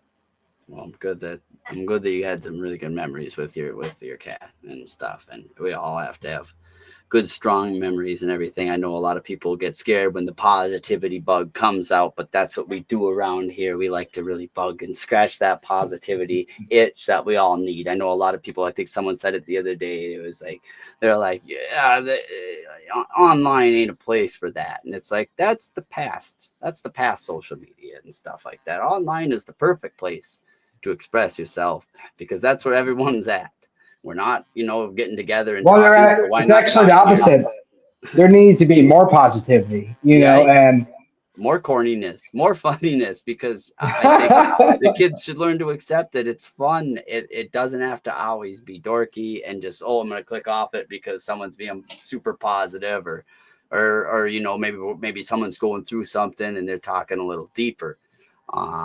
Because I do notice that too. A lot of people scroll really quick when a lot of the deeper things go on. And like with you, one of the deeper things is writing your name with the autism stuff, and what you do with your community and what you do with your time. And it's everything, it's a big deal. Or like, just like with what you guys all did for me and my family with what we're going through with cancer right now. It meant a lot. It still means a lot. We had a benefit the other day and stuff, and the community support and the people support and everything is what keeps everything going. And I know some people wanted to click off and they didn't want to hear that stuff, and they wanted me just to talk football, blah blah blah, and like that. But it's like, we're not machines. And I think, with Randy, as we've seen, even with Randy Moss, bless him, and, bless Denny Green, the late great, he was a great man. Regardless of what everybody thinks of, coaches or their jobs or what you do, you know what I mean? There's a lot more to life than that. And that's professional, and there's personal. And football has helped a lot of people in the personal way when we share, and so how society kind of has built. And this is why I'm so big on the bringing awareness to also as a community. There's been a lot of separation, and it really should be coming together,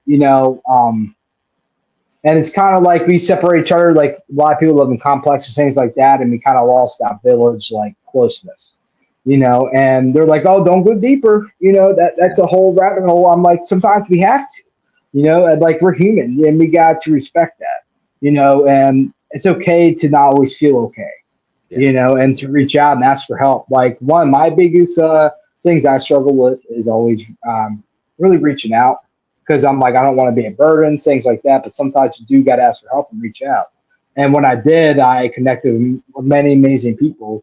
One of them actually became that's promoting my podcast now. And shout out to Team Awesomeness. They're one people that support me from the beginning, and they help autistic adults. Like right now, it's going to get real here. I've struggled since I'm more open about me being autistic because I believe it's a gift. And I have not got any job. I only got one job interview out of like 40 applications. And that was never the case in past years because I never was open about my autism. And there is a struggle. There's a lot of people in that community that struggle, and we all should come together. And people that are going through hard times like cancer and illnesses and things like that, like social media should always be surface based. We should all come together, especially the Vikings community. We're very close. I see a lot of us connecting for games, things like that, and it's not just football. It's really us coming together as a community, and like your family, like you're able to get a lot of help and support for that, and you got to get the experience. You got to have an amazing experience, and those are the type of things that really matter. And I think we got to not always look at, we should just talk about football, not for real. I'm like, there's a reason that this is called a community, and we're a Vikings family, right. And those things are really important because they've helped a lot of people, and that's why I love some of the players that have their own foundations and they make a difference in their communities as well. So it's really what I kind of went in a circle, but really it's just come together because there's been a lot of separation and we've kind of lost that closeness. And that's why there's a reason a lot of people are going for depression and are struggling. It's because we separate ourselves and don't ask for help, and we kind of shove our feelings inside and not really express them, in a very healthy way. So I think we got to go a little bit deeper and not always I call it toxic positivity. Like, oh, don't get real, don't go underneath the surface, And I don't agree with that. I think we really should come more together because there's people struggling because it is a hard time for everybody. So yes, I agree with that. Definitely, we're human, and there should be more coming together instead of just talking about the surface level. Absolutely. And for those of you that don't watch all kinds of football, Geno Smith just went down. Well, hopefully you'll be all right. You know what I mean? So it's up for him. We got a question in here coming in from Andy. What do you think about Darnold? Should we keep him and let JJ develop? What do you think? I mean, I know we went over that quite a few times or whatever, Oh but I'm sure we're gonna yeah, have people kind of coming in and out here or whatever. Because we were kind of talking about JJ, and we've kind of we each have our own kind of feeling. But so far, yeah. I was just thought I think it. is what we both kind of came to the conclusion that If if it Sam depends, Darnold's able to really keep the team up, like maybe then give him a couple year contract and bridge JJ I McCarthy think in. it all depends on his performance in the playoffs. I think that's really what it's going to come down to because he can go 4,000 yards, throw 50 touchdowns in the Right, regular who cares season. about regular Does- season, right? Okay, so yeah, the for playoffs regular are really season what out, matters. just playoffs then. So how far has he got to go? I think to our man Gage, he said Super Bowl. He's got to take us to Super Bowl, or he ain't getting that paycheck from the Vikes. Me, I'm No, a little not for more the Vikes. soft-hearted. I'm a little more soft-hearted. I think that if he just shows me what I need to see, and what do I need to see? I need to see that you're going to keep this same strike touchdown stuff up. Yeah, not just during the regular season, but like Gage said, in the playoffs. When we get to the dance, you got to lift the team on your shoulders. And if you lift the team on your shoulders and and we lose or something somehow, 45-48, and it's not your fault at all because we let out 48 points, I can't hold that against you, sort of a deal. But, I think that JJ McCarthy is going to be the future. I think a lot of people get tied up into like, oh, I got to pick one or the other. And they forget we got JJ McCarthy for 4 years. He's locked down. We could also He's on franchise rookie tag him another contract. 3 or whatever. He's already on contract. He's good to go. And he's only 21. So, you know what I mean? Even if he He's doesn't young, start yeah. until next year or the year after that, he'll still be younger than Bo Nix was when he had his first snap. Because I think Bo is 25. So we still got a lot of time on our side with JJ McCarthy, and I think that's the one really great thing. And I think Coach sees it. I think the brass see it. I think a lot of the fans see it. And I don't think they're going to rush anything with anything. I think they're going to let them earn it, just like I was thinking. I think they're just going to use their rational eyes and go, okay, if Sam can't hang in there, we got Daniel Jones. And then if Daniel Jones and them guys can't hang in there, we still got JJ. And if JJ can't beat anyone out of camp, then maybe we'll have to revert back and keep hitting the wishing Yeah, which well here. I don't really see that happening. I don't either. Obviously it's always a small possibility, but I really just don't see that. There's only Because one JJ, way. Just injuries, yeah, right? That's it. yeah, Right? yeah, basically, if the injury just nags him, I think that's the only possibility. Which I see it small, especially if the medical staff and the doctors they're a lot more advanced. And I think JJ will be fine because this is not the first time. This ain't the first rodeo for a quarterback that's worth meniscus. There's been quarterbacks before him done it and have recovered in a big way. Even Alex Smith, he had one of the worst injuries in the NFL. Like his leg looked pretty bad. And he had a big time infection, but he came back and went to the playoffs. With back then, I think they were the Redskins. And that shows me like I think JJ will heal, but I don't want to rush him. Because really he really redshirted this year, and next year will be his real first season. Right. But I really don't want to rush him. Like even if we get someone like Sam Darnold or Aaron Rodgers. In your theoretical, how would your theoretical first season go for like a rookie? Let's say when would you start him? Let's say if there wasn't the meniscus thing or nothing like that, you just had your rookie and stuff. You know what I mean? You let's say you're not starting them game one or whatever. What do you think is like a good time for maturity for a guy to kind of get ready? I think when that quarterback hits his wall, because as long as the hot hand. Let's say Sam Darnold doesn't want to join the Vikings because he knows he's not the future guy there, and he wants to be a franchise quarterback, and he moves on, gets like $36 million with the Raiders or whatever, whatever team's going to bid for him. I think Daniel Jones steps up. I'm not sure if he lasts long term. I could see him playing like the first half of the season, and maybe he struggles towards the end. I think he does. I really feel confident about Daniel Jones. I really think he would have a good season, but there's a possibility that JJ could sit the whole season. The only possibility I see him starting is if either an injury happens or if, like, say, Daniel Jones struggles.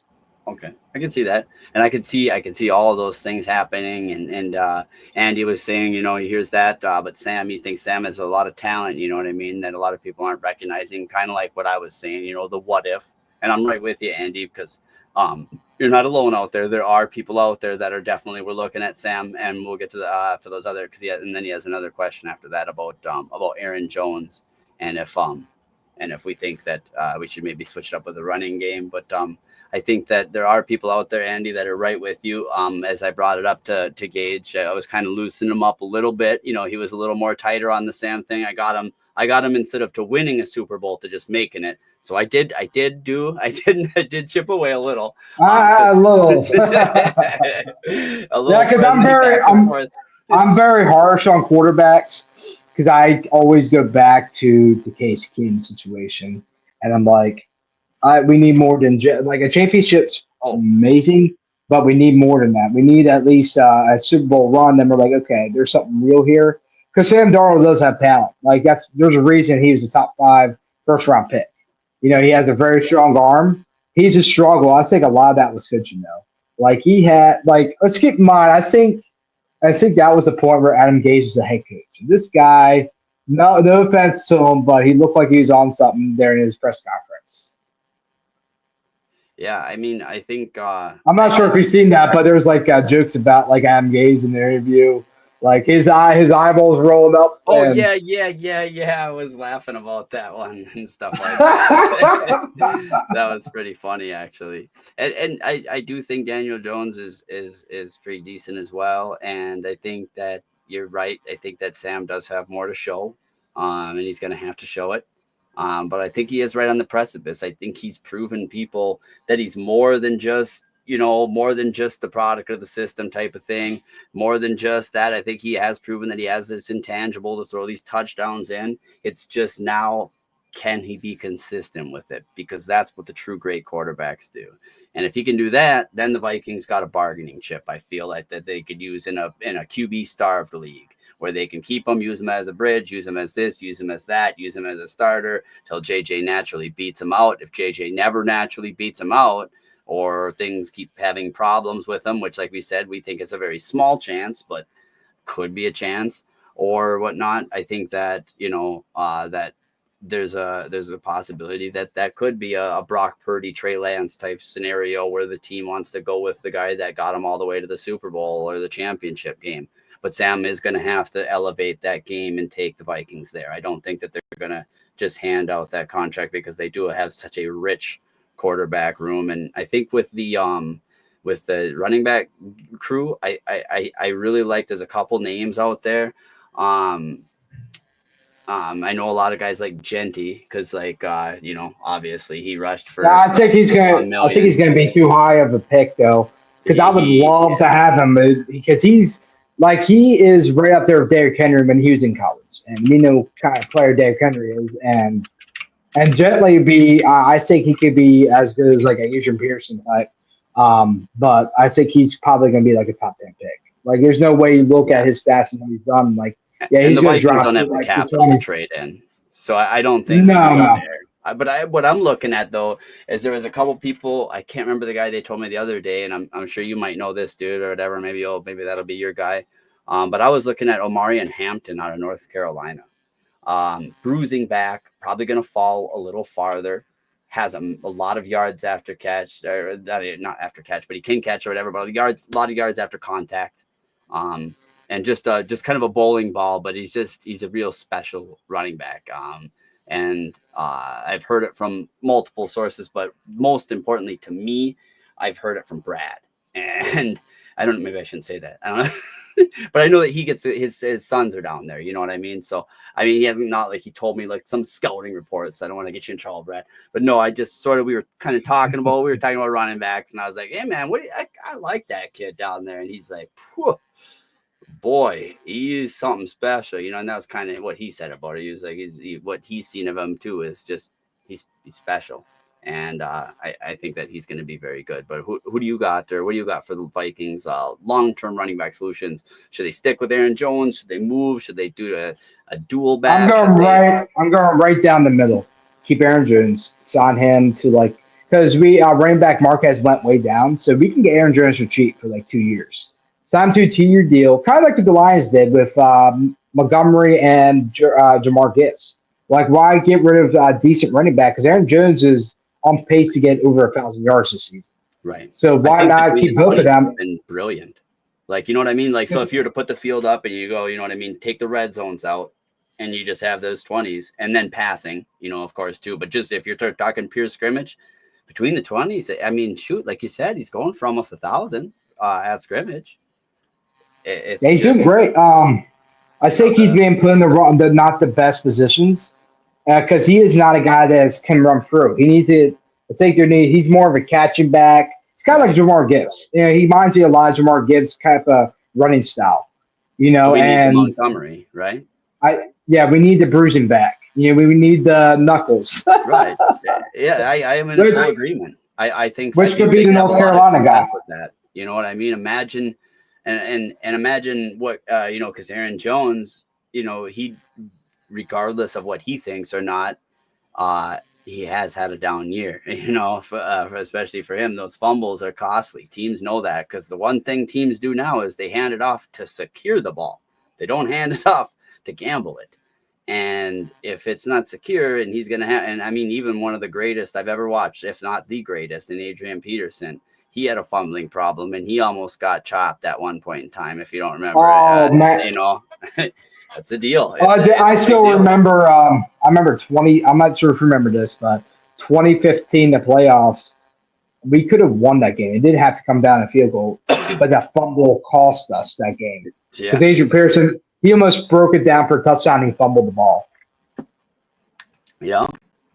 And a lot of people they were heartbroken. They were heartbroken. That was the year they were in the outside, right? Out in the elements.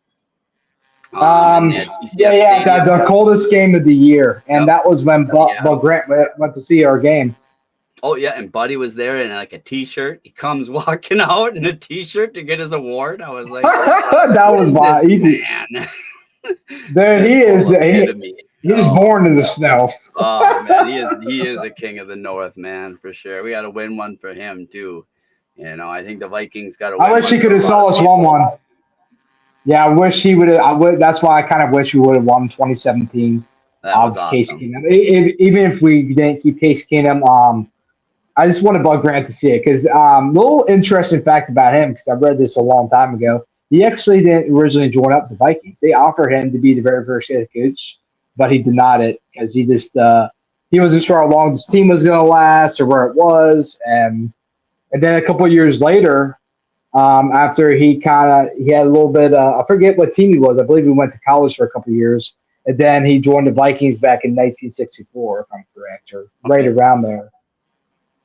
Yeah, so he didn't join us right away, but towards like 1964, that's when we really picked up. He saw the potential of the Vikings with Ray Tarkenton, and then he kind of helped build our defense, which ended up being one of the most famous defense. Buddy. Because I know some of the stuff when we have Buddy and like the big, you know what I mean, with Lombardi, the feud that they had, and how he would say like, oh, I don't trust him, you know what I mean, I wouldn't trust that guy, and they like went back and forth, and you know, all the great history of that and everything. And as Andy's saying, that was a crack season, and that was a crazy fun season for him, and I think a lot of people had a lot of fun that season.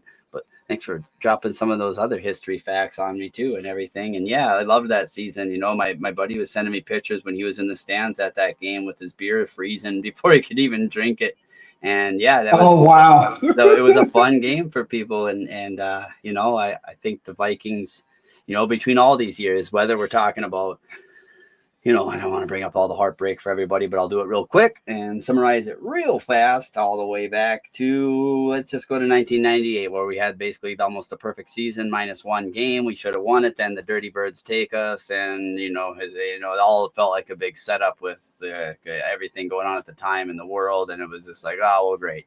And then, you come back and you got the season with, Brett Favre and Adrian Peterson and all that greatness there. And then you get bounty gated. And then you come back again, you get a young quarterback and Teddy Bridgewater, and you finally get him healthy and you get him going and you finally make a run with him, your first run with him. And you got this defense that's just, as they said, is just cracked. And, and you're an outdoor stadium. So the Vikings really could have, you know what I mean? You never know what could have happened with some of that, but just couldn't do it, and beaten by Russell Wilson. And you got some of the kicks and just all the little nuances of things that just, it really, it's almost impossible. I think, and in my opinion, I think it came down to a lot of decisions.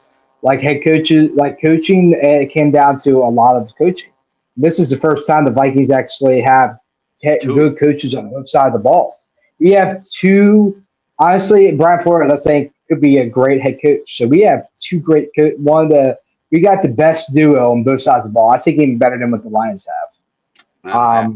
I also like the coaching down in Tampa Bay. I like Keenan, Cardell, and all them guys. I'm really big fan of them boys down there and what they do, and men and everything. And I think that I'm going to really be scared to lose Brian Flores. I really hope he'll just be like, let's run him back one more time. What the heck? Why not? Hey, how about a couple times? I say we got to pay him. We gotta give him probably like at least $10 million. Like, give the guy his money, because I think, like, if we don't win a Super Bowl, like if we get someone like Aaron Rodgers or someone like that, because I don't know why, I just feel like it's going to happen. Like Aaron Rodgers, it kind of fits, and it kind of, history tends to repeat itself. And he wants to throw ball to Jefferson. He wants to. Everyone does, even Tom Brady. I bet if we call Tom Brady right now, hey Tom, you want to throw Jefferson? Yeah. He probably okay. Give me a minute. I'm gonna grab my uniform. right. And I honestly, I think that those young QBs, like, I think everybody's hype and everything's on him. I think that Caleb Williams would have been better if he would have landed in Minnesota. Same with a lot of them. Oh yeah, I think a lot of them. Yeah. I do think Drake May is struggling too over there, but I think he's showing it. He's got the big arm. He's showing why he's better than a lot of the other picks, like the year before, like Will Levis, take example, who we're seeing now is it's just nothing but headaches. You know what I mean? But you put him in the Vikings, he probably would have played well, but you would have had those headaches. I think he's a Sam Darnold type, has a really strong arm, but doesn't have the accuracy, because he doesn't really have that. Right. He doesn't really have a good coach to kind of coach him up, right. And you can kind of see the Titans head coach is kind of showing that he's probably not the guy. Same with Dave Canales. It all comes down to coaching, and that's where some quarterbacks kind of fade away. Like Baker Mayfield, that almost happened to him because he had really bad coaching. And keep in mind, this guy had the worst coach in NFL history, and a lot of people don't probably remember him because he's kind of forgettable. But it was either Hugh Jackman or Hugh Jackson. But he won 3 games in 3 years. He's won 0 games this last year, won 2 games the year prior, and won in his first year coaching. And he had Baker Mayfield that played with the worst coach in NFL history. And then went on to Kevin Sosowski. They didn't really believe in Baker. They wanted to move on from him. And there's a lot of drama of him and Odell Beckham. So Baker Mayfield, it always comes down to coaching, and you see when he gets someone that believes in him, like he balls out in Tampa. He looks like a top 5 quarterback, which I do think he is. Yeah. And I agree. I love it down there. I think that it was a detrimental loss for them to lose their other receiver. And I think if they had that, they would be 100% Super Bowl contenders, in my opinion. I think because what's his name? Godwin, right? Chris Godwin. He was having an incredible year. But I will say this: I don't think it's due to the head coach because, like I said, I I just spent a couple years watching Tampa, and Todd Bowles is not a good coach. Like there is no reason why they shouldn't have like 11 or 12 wins this year, even with the injuries they've had. I said, and a lot of decision making, even today, even some of the fans are like, "What are you doing, Todd? Like, what decisions are you making? This is terrible." I think a lot of these guys are young, maybe, or you know what I mean, like because we almost see it sometimes with Kevin. Sometimes, you know what I mean. You'll see these time management decisions where you're sort of like, and not so often. We're blessed. We have a really fortunate coach. Like we got the luckiest of all of them. You remember that year when all the coaches were flying around, and I think we really got the best out of the bunch. We got lucky. Oh yeah, 100%. Yeah, we got very lucky. Like Kevin O'Connell. I think the Vikings would have ended up with a really good head coach because I'm not sure if you remember, but it came down to Kevin O'Connell and Jim Harbaugh, and I was pretty excited. I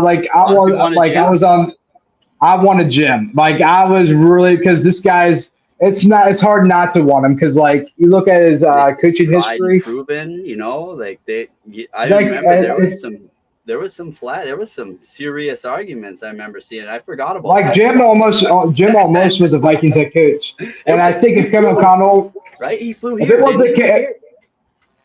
He flew down here. Like that was there in recruiting.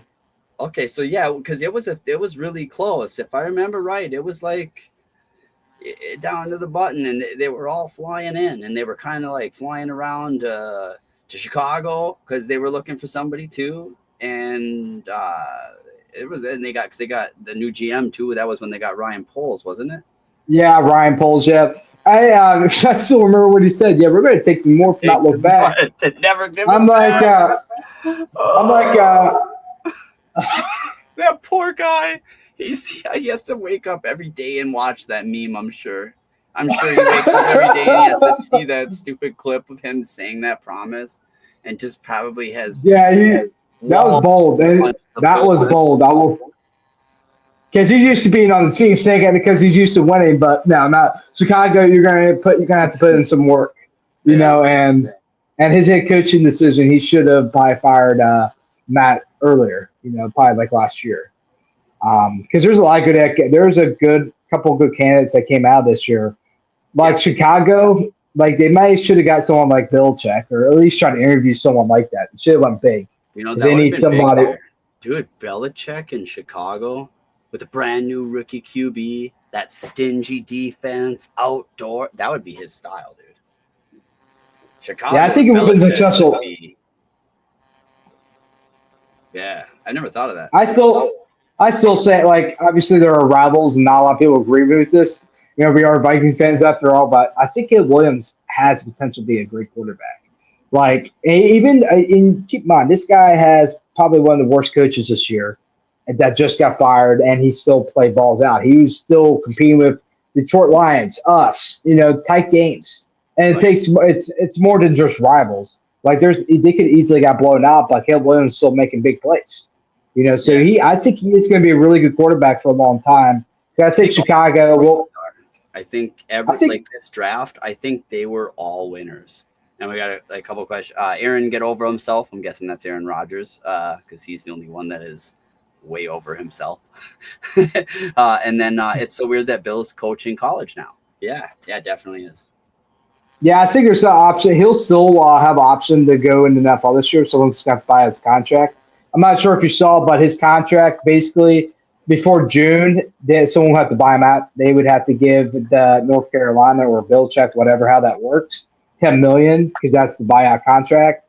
After June, I think it might. I'm not sure the exact date, but I'm going to say around June 15th.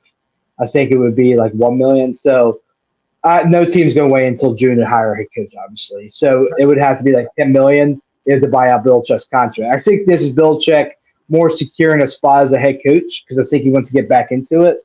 So unless the team's all in at Belichick, which I'm going to say this is going to be maybe a shock to a couple people, but I think New York Giants go get Belichick.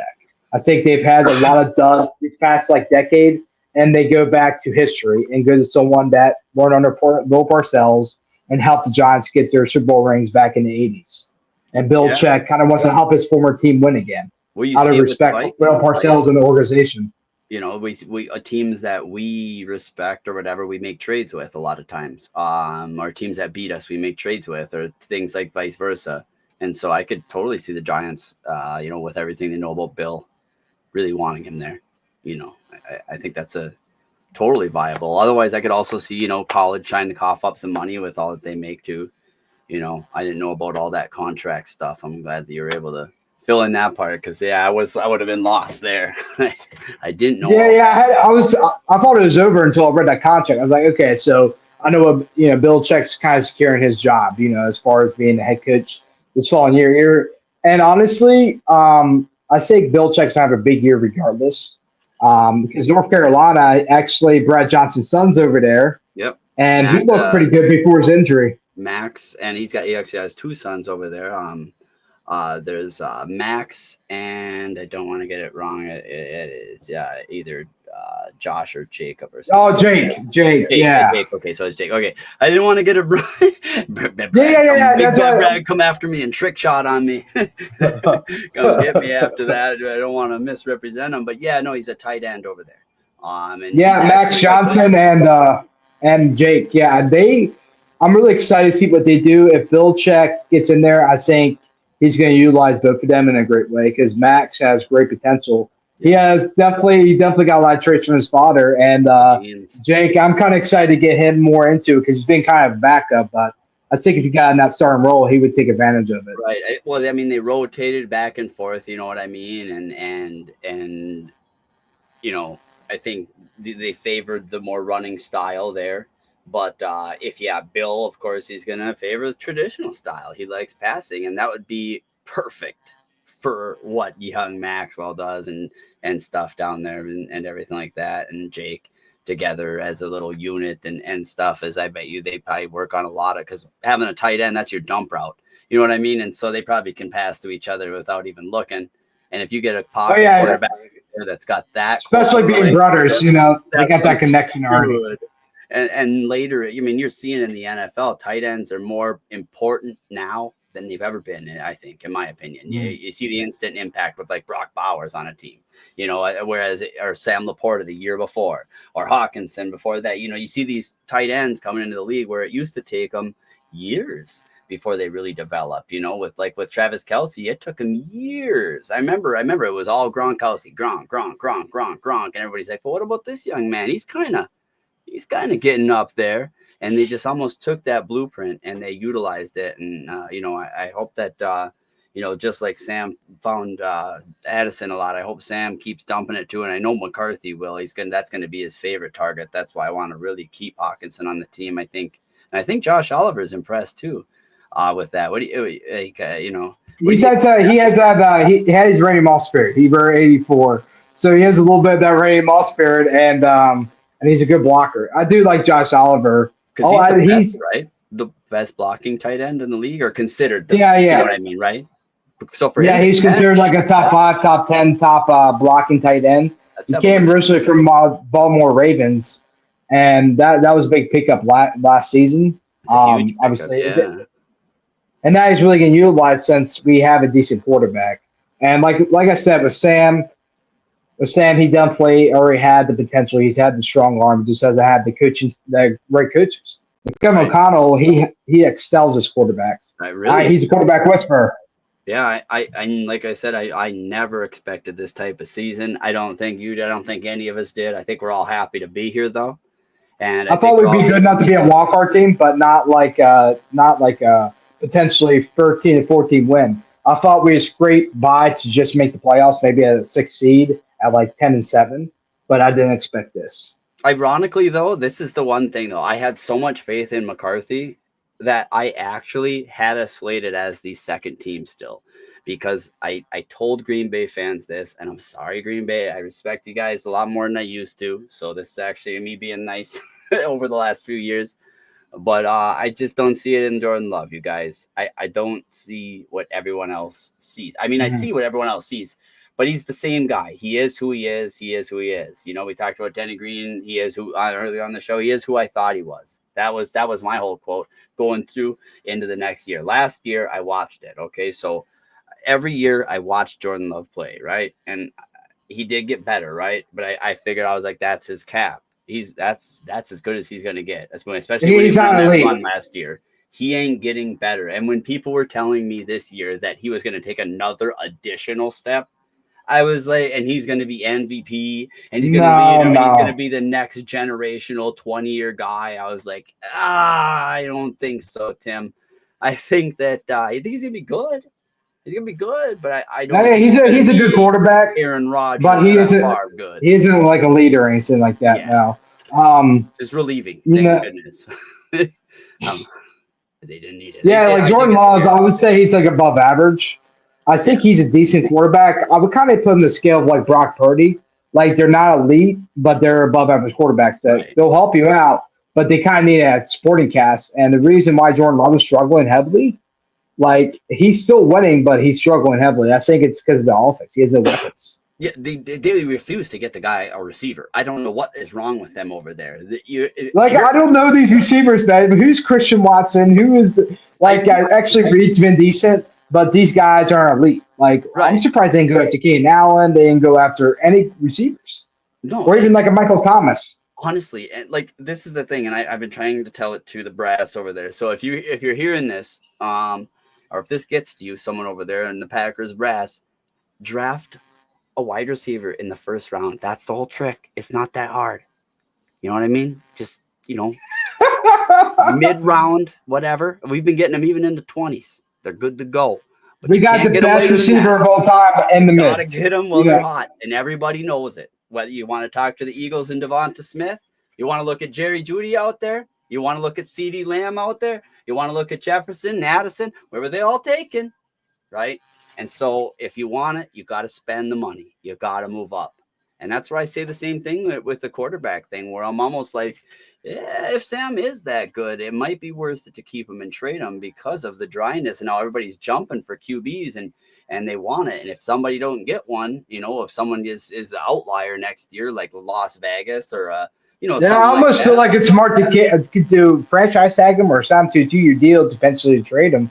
Because there might be a team that actually might give us a first-round pick. Well, that's what I'm saying. And, what if we? And you never know. We might be able to get gently with that pick. Like if we can get a top first-round pick for Sam Darnold, it seems like, man, Sam looked good, and they're going to buy the stats, not really like. Because I still think that. And if we send him to a better team instead of like a crash-out team, then he'll still be able to maintain a level of success. You know what I mean? Whereas if he just goes for the contract, he's screwed. So if he takes the hometown deal, sticks around, knows we're going to hook him up. He's going to get the big contract. He'll have his big day. It's just like, let's all win. Let's all win here, man. We'll get draft picks. Kind of like when Nick Foles did with the Eagles. They franchise tagged them. And now the Jaguars at the time were a really good team because they were a championship away, but he just got injured. Right. And I mean, because they had remember that defense with Jalen Ramsey. They were good. They were red hot. Yeah, they had that running game when Leonard Fournette was the biggest beast out there. Now he did end up getting a ring with the Buccaneers. Because he was towards the end. He wasn't a guy that was going to play for 10 years, but he did end up at least playing good enough to get a ring. And a couple of years after that, he came to Minnesota. Kind of faded out. He jumped on the Tom train. Everybody, what did he sign for? $1 million, I think. He signed for $1 million. I forget where he ended up going. I think he might be a backup or I forget where he went. But Vikings he kind of faded out. That's what we think. Sorry, I'm just reading what it says on there as you're talking. You can I got you. No worry. Someone said Vikings win the Super Bowl and said, yeah, that's where we're at. Yeah, no. When he signed with the Buccaneers, he only signed for $1 million mid-season or whatever because they needed a running back. He was like, yeah, I'll sign. Sure thing. It was like 900,000 or something, or 900. Yeah, it was cheap. Whatever. It was real cheap. It was a big year for that. He got like 4 buddies. Yeah. Like obviously, Aaron Jones is towards he probably has like 2 years left, really in his prime, and that could be kind of similar to that. Like he might not be like crazy in the regular season when it comes to playoff time. If he design plays specifically, throwing to him and working to his strength, I think Aaron Jones will show up. Because he has that potential of like catching like 2 touchdowns and having like a 100-yard game.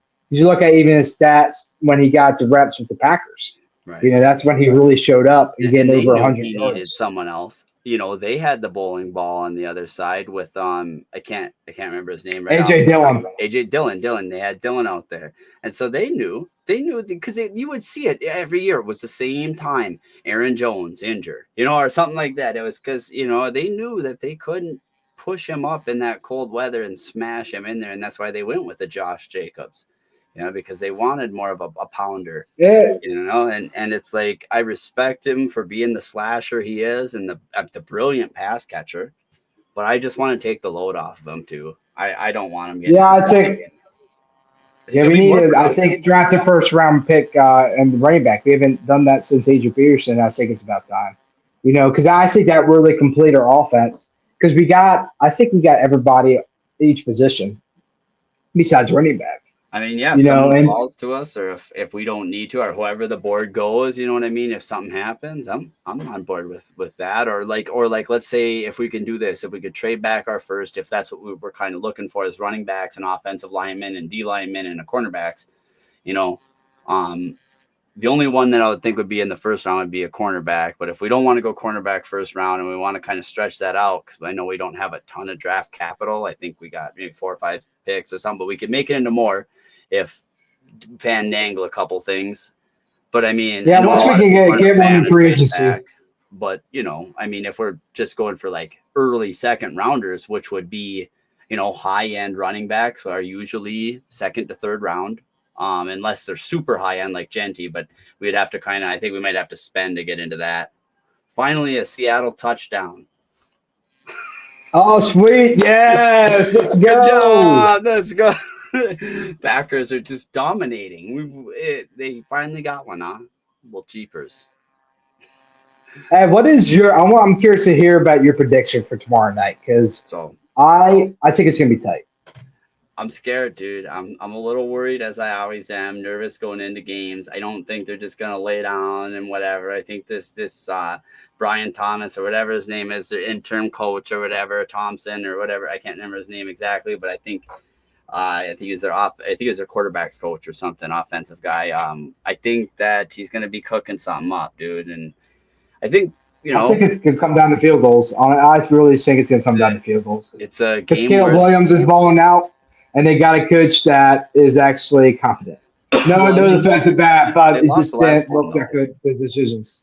Didn't they? Because they got rid of their coach, and then their last one they lost by 25, or they blown out. But that's like maybe not fair. Oh yeah, to the 49ers. So I'm not. Yeah, that's to the 49ers. Struggling or like you know what I mean. So I'm hoping we could do a 49ers. That's my hope. So that's like my top tier. That's my biggest hope is we could just blow them out. And then they get their stuff together, you know what I mean? And they get on that roll and they could beat up Detroit one last time for us for the year. Like, that's what I'm hoping. That's my hope. But my realistic expectation is this is a Bears game. We all know what the Bears games bring. And if anybody expects us to go out and look like we looked like last week and put up 40-some points against the Bears, you're cracked. It ain't happening. It's just, no, you're cooked up, bro. You're fried. Your brain is like those egg commercials. You're not paying attention every year because we face these guys 2 times a year, every single year, and not once have we blown them out. I remember all the way back when I was a kid. I mean, we never blow them out, but we win. We could beat them. We don't blow them out, all the way with Matt Forte. Well, especially the offense they have. Like, they have Caleb Williams, who does make plays. I don't even like comparing him to him. I think it's a very unfair comparison, but he kind of gives that Patrick Mahomes. Oh, Mahomes. Yeah. You know what's coming. Mahomes. And he does make some really crazy plays. It might not be like 400 yards every week, but he does make really great decisions when he passes. So it's going to be a tight game. I honestly think it's going to come down to field goals. But one thing, this is going to be a big game for Sam. Because we obviously had a quarterback that struggled with Kirk Cousins. He was known for being really bad in Monday night games. So can Sam Darnold do what Kirk Cousins couldn't? And that is perform on primetime games when everyone's looking at you. Everyone's looking. Everyone's expecting too. It's not just an everyone's looking. It's an expecting because that's what's different. And that's what young Sam Darnold's going to run into for the first time in his career. ever since college. You know what I mean? This is going to be the first time since college that he's on prime time, and then they're expecting. You know what I mean? Not only is everybody all the eyes on him, but then it's like you're expected to win this, dude. You are on the superior team. You have won all year. This is the inferior team. They've had coaches and breakups and all this stuff. You're supposed to build and this is a home game, and it's a big event game. You're supposed to be able to seal this up. And you got to be able to seal it up and take it home for the confidence of the team and to run and rest in it, because you win this one, that gives people on the team the confidence shoots up, because then you're tied with Lions, all these things. Whereas, like you said, past years, what would Kirk do? Every single time not be able to do it. And this is the last time I really want to talk about Kirk, because I think it's time to move on from the Kirk talk. Like we always compare Kirk. It's been like no, I'm not talking about this conversation, but like everybody keeps always bringing up Kirk Cousins and like, oh, we didn't get Kirk your chance or da, da, da. I'm like, we've had a great team, and Kirk just couldn't do it. I think, like I said earlier, I think he really got in his head a lot and was very analytical. And you can see Sam Darnold doesn't always do that. He can get a little frustrated, but he just like, okay, let's just fucking go. Like, get this touchdown, like all in or nothing. That's kind of sometimes you got to do. You got to go for it all. And you saw Kirk Cousins, he was barely making audibles. And you see Sam Darnold kind of make changes, and when he sees a potential first down, he runs for that.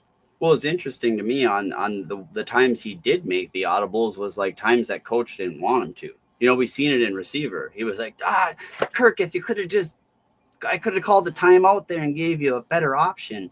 I think it was the time he tried to run it in or whatever there. He wanted to carry it in or something like that. It was on receiver. He didn't quite make it. No, like I said, I mean, we're big fans of Kirk in this house. We're not really Kirk haters here. I know a lot of people lately have been on this like train. I had to actually make a video to tell people like, hey, dude, we won the game. Like, chill out. Like, everybody you don't need to still be harassing the man. We won.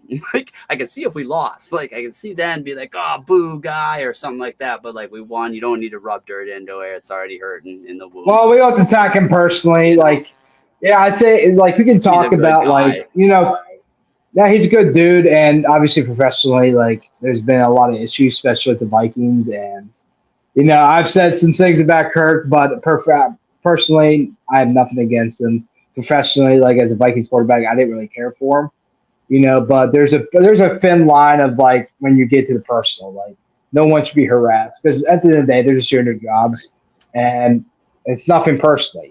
Kirk Cousins didn't do anything personally against the Vikings. Well, that's why I told everybody. I think it's fine to boo him. I don't think that there's a problem with that. But it's a different. I said booing him into the stadium would be different than booing him out if we win. I think that was what I told everybody. I said, it's one thing to boo him while he's running out and you're all the juices are going and everything, but it's another thing after you just shellac the dude to boo him out. It's like, no, that's where the handshakes come out. That's where the handshakes. Well, that's very negative, and it's a bad look for a fan base. Like, right. We don't have to do that, and I understand why they booed him, because he didn't perform the way we should, and we invested a lot in him for 6 years. So I understand why we booed him to begin with. Right. But we won. There's no point in it, And everybody shook hands at I remember seeing. I don't know if you saw it, but like him and everybody kind of got to hang out. JJ and yeah. And I thought that was healthy and cool, and just to move on from it for all of us, because for the people like you, or maybe like I was in there too, like saying like, hey, you guys told us we were a quarterback away. That was 6 years ago, and so you're having these struggles, and everybody's like, well, it was just this other thing or this other thing, and you nobody could really get on the same page. And I think now we're kind of getting more on that same page. And there was a little fluster, a little bit of a wrench thrown in it with nobody thought Sam was going to be this good. But I think that's a good thing. You know what I mean? Getting more quarterbacks that are good in this league is a good thing. And I think that's a good thing. And I think we could win on this whiteout game.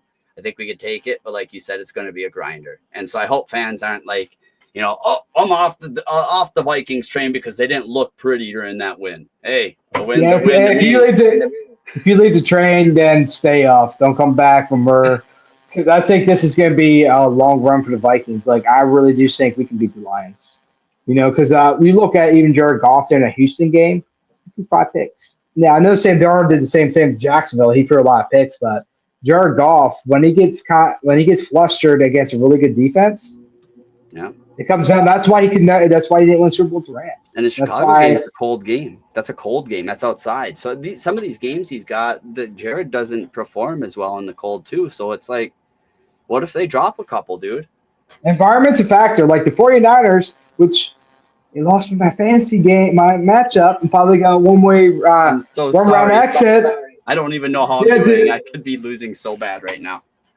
Dude, yeah, I put Brock Purdy in there. I had George Kittle. I had Joe Juan Jennings. So And 3, my bench, 5, and 10. I had Adam Thielen and Zay Flowers on my bench, and both got over 10 points. I was like, I learned my lesson, and if you guys want advice, don't put 3 players on the exact same team on your matchups. That was my biggest mistake. And quarterbacks, draft early. Like third or fourth round. I take elite quarterbacks now. I'm not drafting like freaking Jared Goff in the third round, but like someone like Lamar Jackson, Josh Allen, Joe Burrow, those type of quarterbacks. I always like the dual threat guys. Yeah, I like the dual threat guys. I got Anthony Richardson on my team. He's just on my bench or whatever. I had Mahomes as my main guy. I started out, I drafted CJ Stroud. I wanted to get Stroud and Jaden Daniels. That was my original plan. Someone grabbed Jaden Daniels from me, and CJ Stroud just didn't work out at all. I had Burrow at one time, but I traded him because I needed some players. So, yeah, I've been rocking with Mahomes, and that's been a nightmare. I don't know what's up with that. It's just I'm freaking out. Like, I'm not gonna win because of this dude. Because he just, like, I don't understand how every week he's just, I don't know, he's not scoring like he was. I think that team is like, you remember the Vikings team, like, a couple years ago? I think that's the Chiefs. Yeah, 2022. Yeah, I think they're going to probably end up. I think they're going to get knocked out before the championship game. And keep in mind, I just see the Bills, like, they have a quarterback making big plays. And they're almost lost. They almost take the ball and lost. Like, the Chiefs aren't playing that good. They're playing just good enough to win. That's because Mahomes does Mahomes things. But if they go against Ravens or Bills, I think they're going to have a very hard time winning that game. I think those are one of the 2 teams that are probably going to knock them out. Yeah, so I'm looking at it right now, and so, like, if it was to be right now, I don't know if hopefully I'm still on screen and everything. It looks like Kansas City would get the bye, but with Buffalo getting that win, and there's a couple more games, 13-1, they might not be able to seal that thing up. They're right behind them, nipping at the things. But even if they do get that first seed, yeah, I could definitely see. I mean, you got Buffalo, you got Los Angeles, you got Denver and Pittsburgh, who's deadly at any time. Baltimore, who's really, really good in my opinion, and Houston. All those guys slotted in to make it if it was today. And yeah, out of all those teams, I think I could see any one of them beating the Chiefs this year for sure. Texans, I think, potentially could drop against the Chiefs just because CJ Stroud, I think, is having sophomore slumps. Yeah, what's up with that? I think he has a lot more expectations and people have tape on him. So he's kind of struggling making adjustments. I still think he's a really good quarterback, but this is kind of like a learning curve for him. I think he's going to have the high ankle sprain again, huh? So he was carted off the field. Someone commented. He's had that issue for a couple of years now. Like every year, right? The ankle. Yeah, I think it's been like that ever since his second season. Like after his second season, that's when he started to get more injuries. Because he even on the quarterback, right? He had that special coach where he was beefing up the ankle, and then he even injured it, and it was like, dang, I injured this ankle, but because of his exercises, he was able to still play on it or whatever. But yeah, man, high ankle sprain. That's about the last thing the Chiefs need is that. So I would not be surprised if you see them resting him. And I mean, at this point, there's only like 3 games now. Once this week's over, it's only going to be 3 games. Why risk your franchise quarterback going down with a more severe injury? Like you really locked up the division. You really locked up the division. Just let Carson Wentz start these past 3 games and go in the playoffs. So I don't really see them forcing Patrick Mahomes because why would they? Because like you said, they locked the division. I mean, I guess going for #1 seeding, but like. They're not going to force that issue. You know, you could wait around and be like, hey, man, if Buffalo loses, we got another week and we got another, you know, I mean, they still got to win 2 more games. Well, they got catch us. 2 games. They're 2 games ahead, so it wouldn't take them But much to win that 1 seed. I wouldn't be. And they got Carson Wentz, which he's a good backup. And yeah, I don't see them. You know, Carson Wentz. You know who really reminds me of Sam Darnold? Carson Wentz.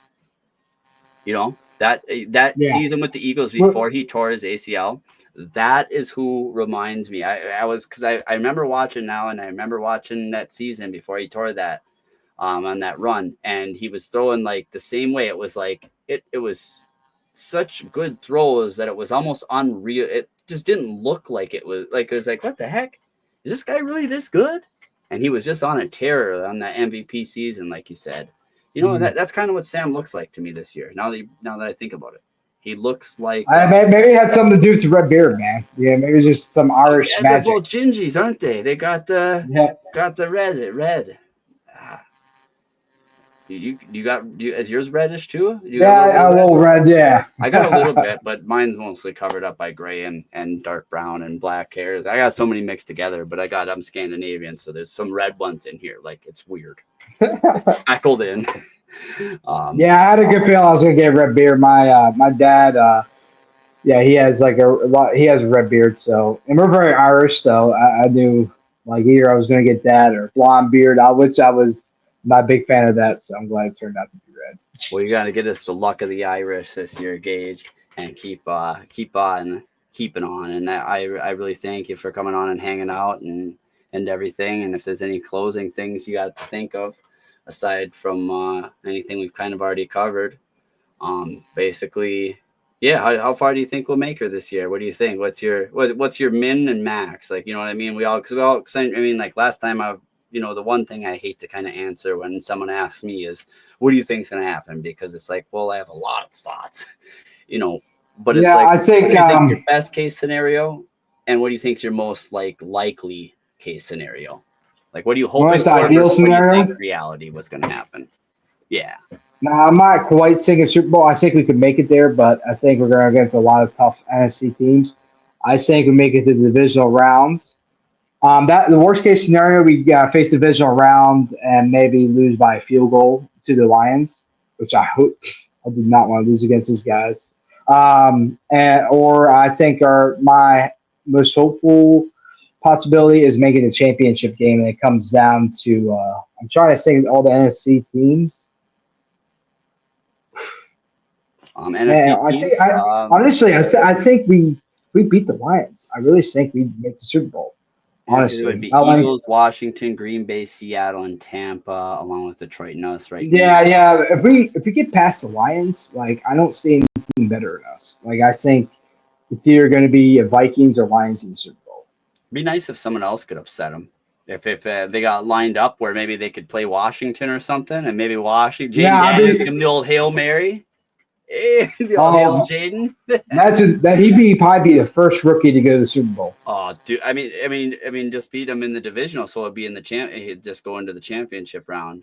They would just go into not in the whatever. Because I don't know how that would work out. Or would we always be the divisional play for Detroit? Because I'm trying to think of how that would work out. I think if we went to the wild card, let's say we went and get that seed, I still think we face them in the divisional round. And honestly, I think it might come down to I think it might be the Vikings and Eagles. Because how good that'd be sweet if there was a possibility where we didn't have to face them till the championship round. Is there a possibility of that? I don't know. I don't think it is. Green Bay in there with us. That's the only reason why I think it might be. Just because how it's lined up, I think it might not be a possibility because I think the Lions are going to face whoever wins against the Vikings in Tampa, and they're going to face the divisional winners or the people that win the wild card. Well, because there would be Green Bay and us, so that would be the only way I think is if. Well, I'm not sure. I'm not exactly sure if there would be a way for us to just face them in that round, but I'm not sure because right now, even if it was slated like we'd be playing Tampa Bay, but I think we're going to end up playing Green Bay in that first round eventually. You know what I mean? But I could be wrong. Not now. Actually, we won't be not unless they win, and then it might be a possibility. We'd have to look at it. But as of right now, we'd be facing as long as we stay at number 5. If we finish number 5, we're facing number 4, which is going to be NFC South. So the Buccaneers and the Vikings are almost guaranteed at this point. Okay, so yeah, that would be the only way is if we drop games and we let the Pack get ahead of us, or if we won games and got ahead of Detroit. I think that would be the only 2 ways. Yeah, I think as long as we win at least 13 games, then we basically clinch that 5th seed. Okay. Because right now, because below us is the Packers, which if they need to lose at least 1 or 2 more games, and they then won we can kind tonight, of clinch it. or they're winning, is from what everyone says. Yeah, let's hope they lose somehow. Hopefully, Geno Smith can pull out a comeback. magic loss. I'm not sure. Like I know that they said that they only had the one Seattle touchdown, so I think that they're probably winning tonight. But I think they got to face the Lions. They got some tough games ahead of them still yet as well. So we'll see how it goes. There's going to be a lot of change-ups in the interdivisional here. I think ours going to be exactly how it is now, just going into it, one or the other. But if I'm being honest, I hate to say it because I really don't want the Lions even getting the home field advantage, but I kind of like being the 5th seed. I like the road of that because I feel like I want to stay on fresh. I don't want a bye week because usually, statistically wise, a lot of teams only make the Super Bowl when they get bye weeks.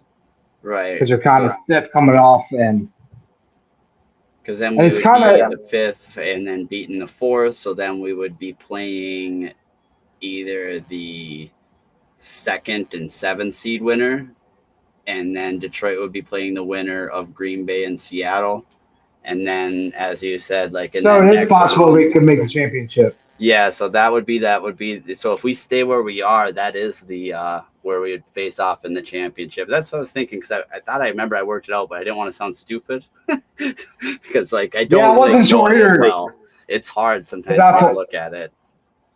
It's kind of confusing because you just never know how it shakes out because it changes so much. But honestly, if it's the Vikings and Lions in the championship, whoever wins that game, I think is going to be the winner of the Super Bowl. Right. Because that was where I was thinking that Washington could possibly knock them out because Washington's slated to face Philly, right? You know what I mean?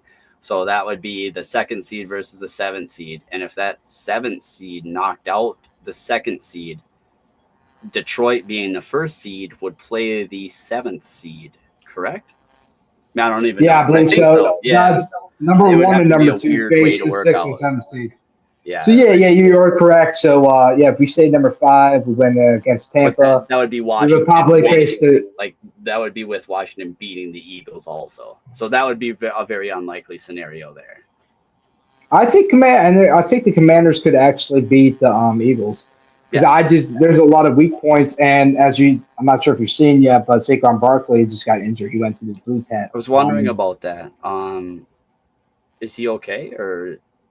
I haven't heard much news, but I think it's going to kind of be a week-to-week type of deal. Okay. Because I didn't see him out there much. I know that was who Reggie K had for hers. She had Saquon and a few others, and she ended up doing awesome all year with it, and then just sort of everything went downhill today. Same as Derrick Henry. If Derrick Henry would have got me 20 points, I think I probably would win this week. But you had King Henry too. Oh, you had a good team, man. You had a pretty good team. It was just a bad week. Brock Purdy, Derrick Henry, Don Achan for the Dolphins, St. Brown, Juwan Jennings, Kittle. Bad week, dude. That's crazy because every week Juwan Jennings was putting up 20-some points. Kittle was putting up 100 yards every week. Our chain was the only good thing over there in Miami for a while. Saquon has just been a beast all season. I think he's the number 1 back in fantasy. So with Derrick Henry at different times, I think they switched off and on. So wow. And then Brock Purdy threw good all year except for 2 games? Yeah. He got injured in this game or something like that.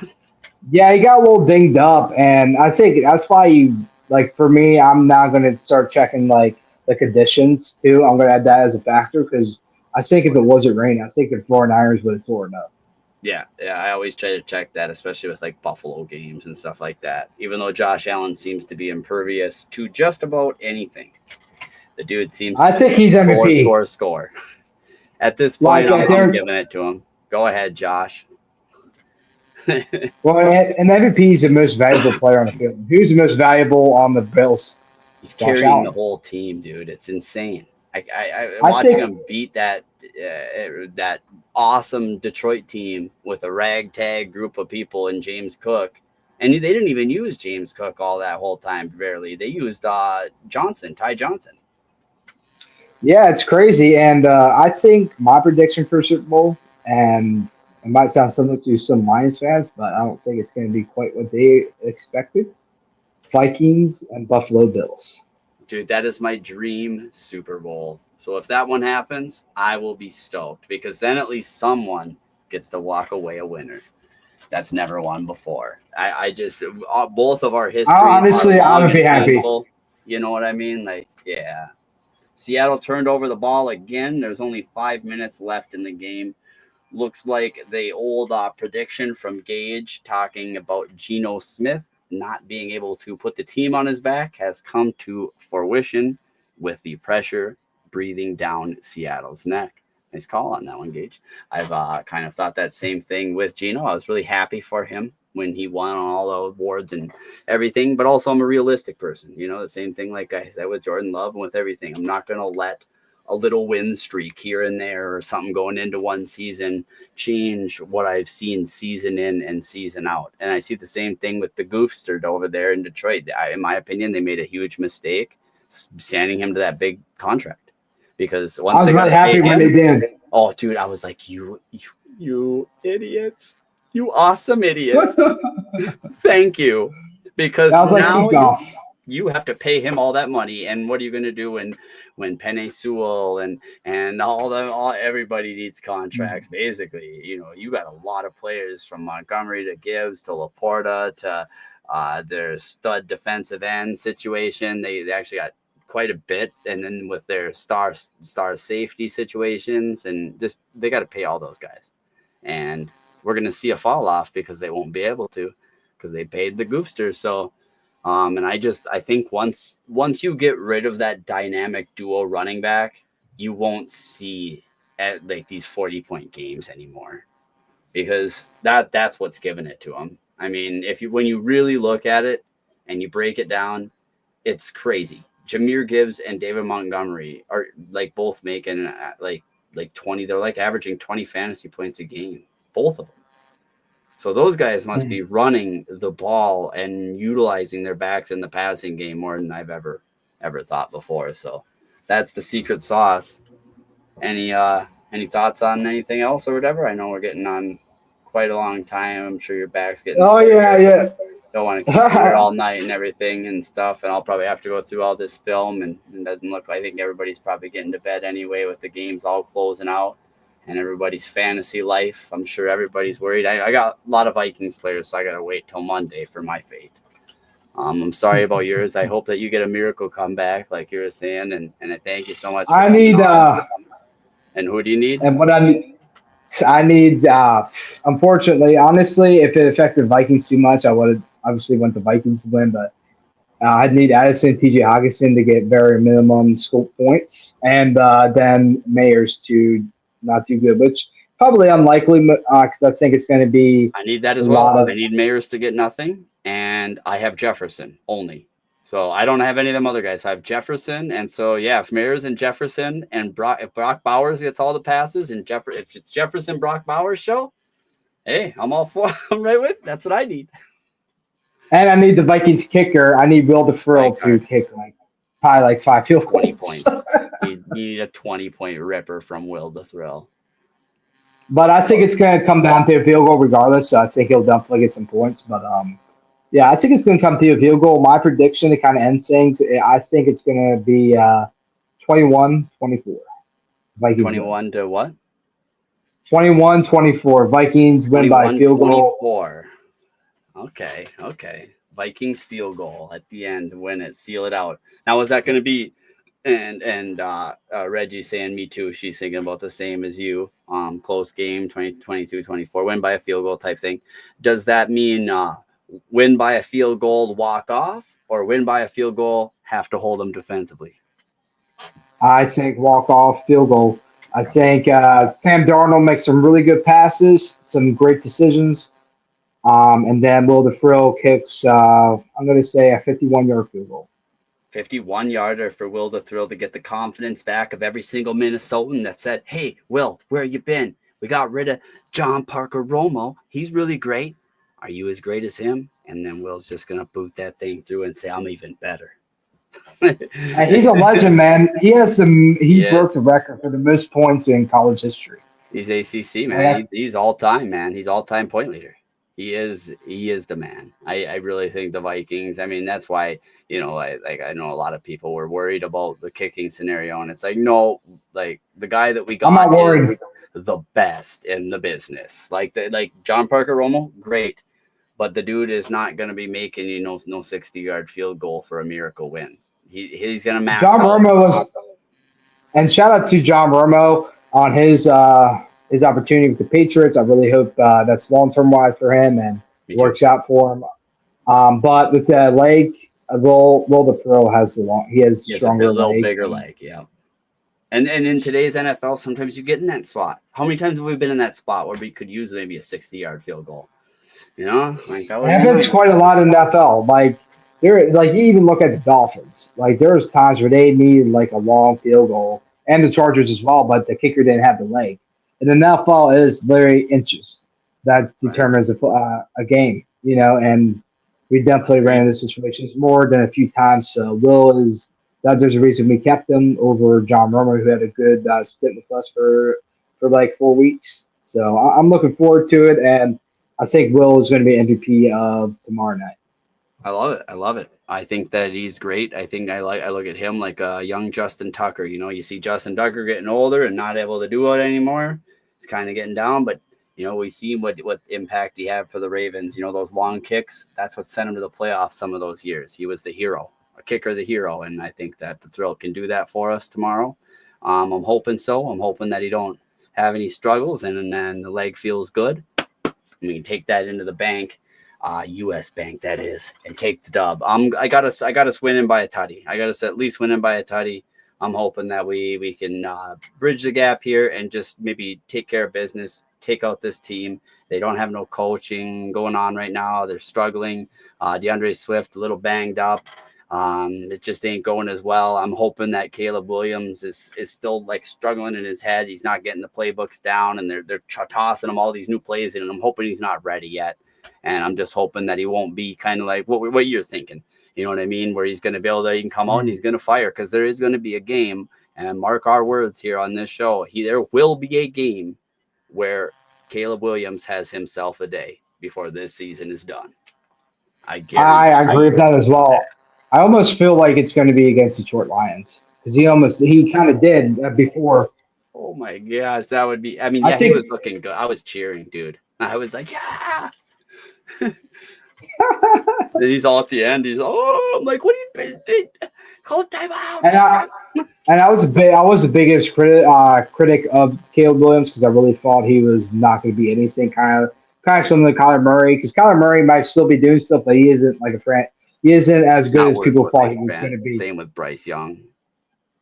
Yeah, the Bryce Young, he's starting to improve, but he's not going to be what they thought he was going to be. I mean, and Caleb Williams, I think Caleb Williams actually can be, if he gets the right head coach. If they kind of dunk it again, I think Caleb Williams, unfortunately, is going to kind of fade away. But I think it all comes down to if they get a good coach for him or not. But he definitely has the talent. I agree. I think that's the whole thing, and I think I don't want to give out my Chicago secrets to Chicago in case they hear me. But the biggest thing that I've noticed with them is Keenan Allen. Man, stop throwing to the guy. Stop throwing to him. What are you doing?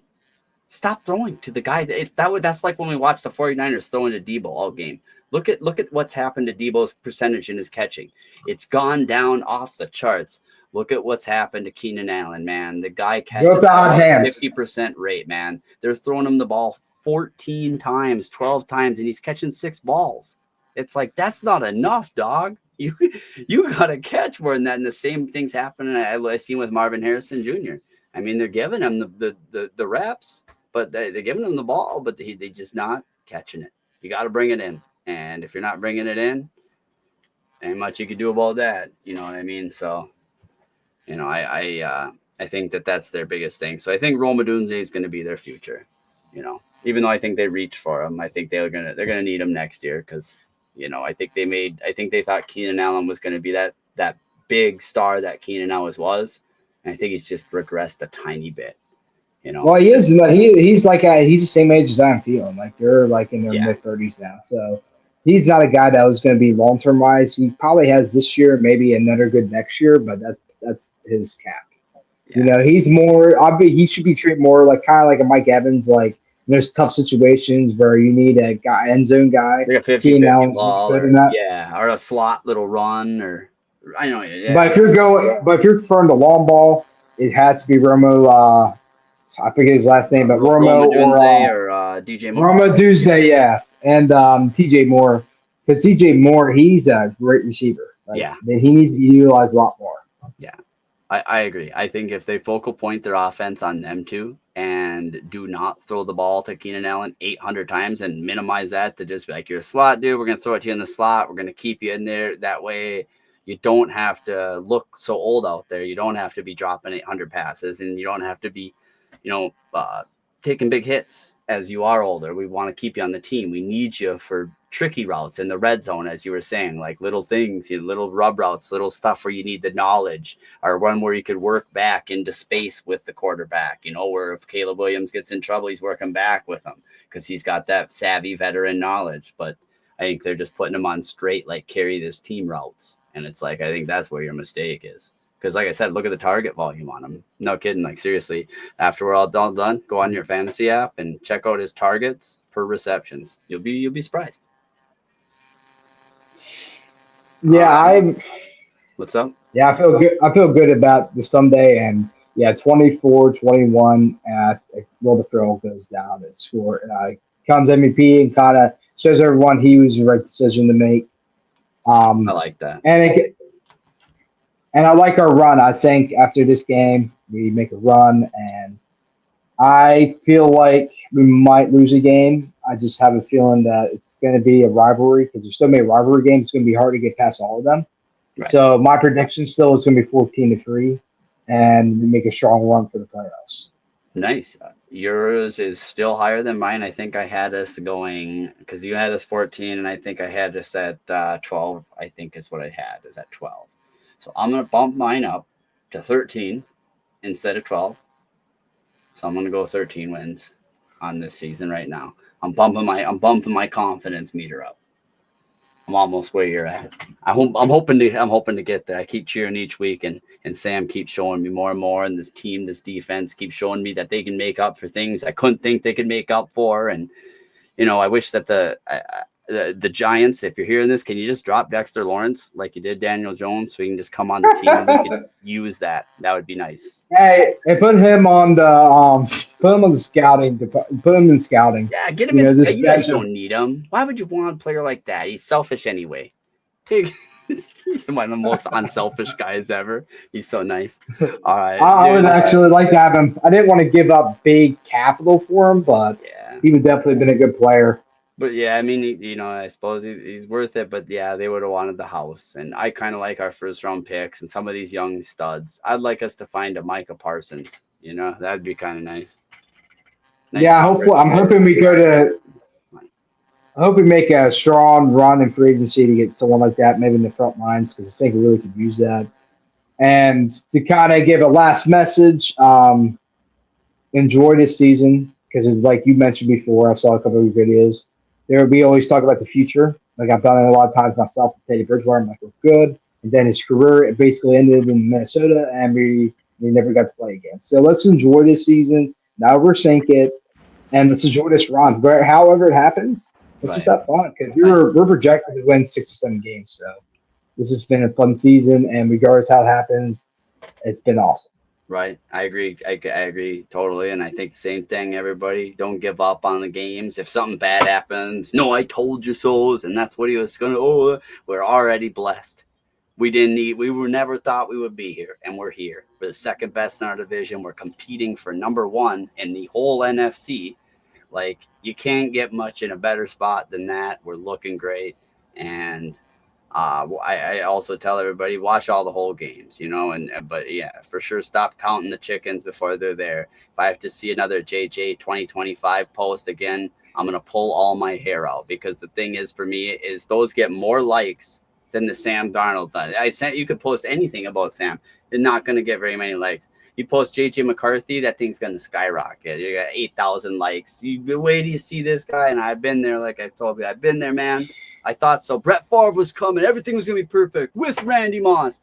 And Brad Childress got in the way. And the dude left. And we broke up the band. And there was so many different things. I don't know if you remember, but Moss could have been on the team that year. Came for one game. Yeah, until our head coach at the time got a little jealous of him hanging out with other players. Yeah, he was because they changed the play. Brett Favre changed Randy Moss's first play was supposed to be just a regular play, and Brett Favre checked it to bomb it. He wanted to try it, of course. He was like, Andy, let's do it. Screw coach. And they did it, connected, but coach was furious. And Randy was like, I didn't come here to deal with this, man. Nah, I'm out, is what I heard. So I don't know how much should have that, but yeah, that's a whole conversation with that. And yeah, shortening it up, man, like Randy Moss should never got traded, and he should have ended his career a Viking.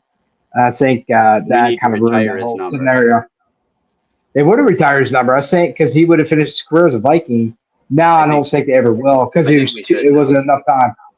I still think we should, with him being fighting. Yeah, I agree with that. If we're ever going to do it, that is, I guess, this is what I'm thinking. If we're not going to do it, you know what I mean? Who cares? But if we are going to do it, now is the time. I would say that probably. You know what I mean? Just in case, give people their flowers while they're still around. It's always a better experience, I think. Especially with the health issues that came with Randy Moss this year. I think this is really the perfect time to do it. But Josh Oliver would have to give up the number because he's 84 right now. But right. Every time I see 84, I think every time you see 84, you see a Randy Moss. Yeah. And that's kind of an indication that it should be retired. Yeah. And so it's just like, and I'm sure Josh would be all good with that. He's a pretty humble guy.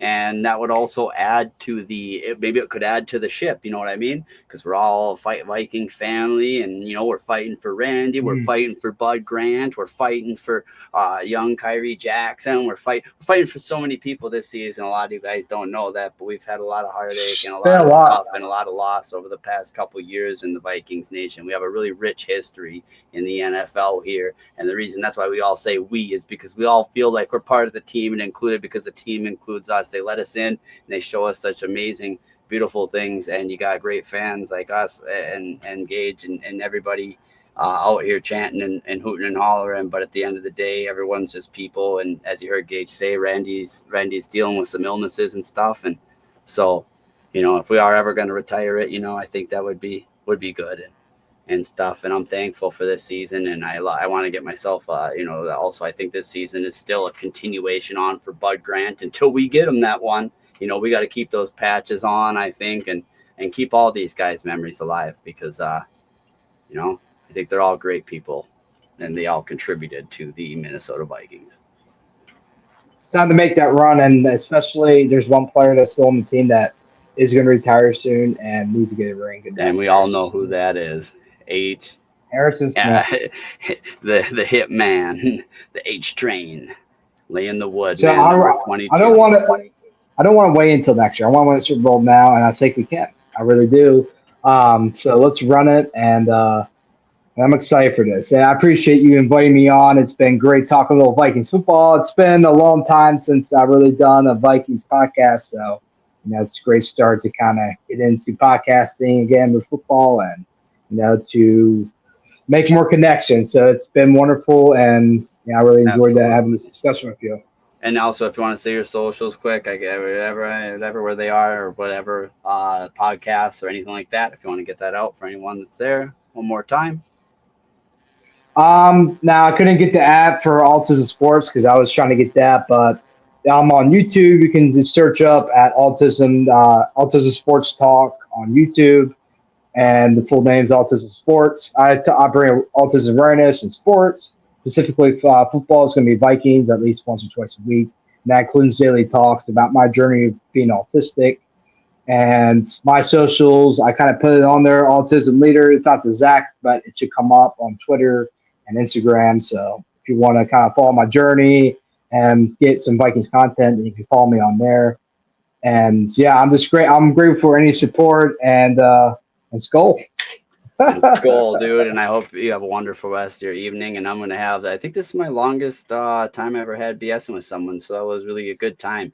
Everything flowed really well. I know our backs are both probably sore, but we got about 2 hours and 50 minutes of film I can go through and lots of different things. And if we get a lot of these things and predictions and things right, you know what I mean? I'll be able to kind of line them up and stuff. And then I'll have them on the YouTube and stuff. And feel free, you can always grab from whatever you wish and use that as well. And I'll make sure to get all of your socials and links put down for them.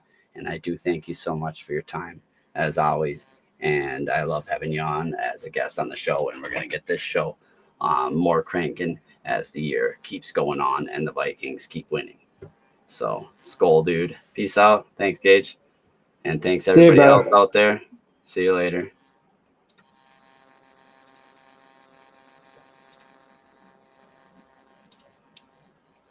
Gosh dang it. There we go.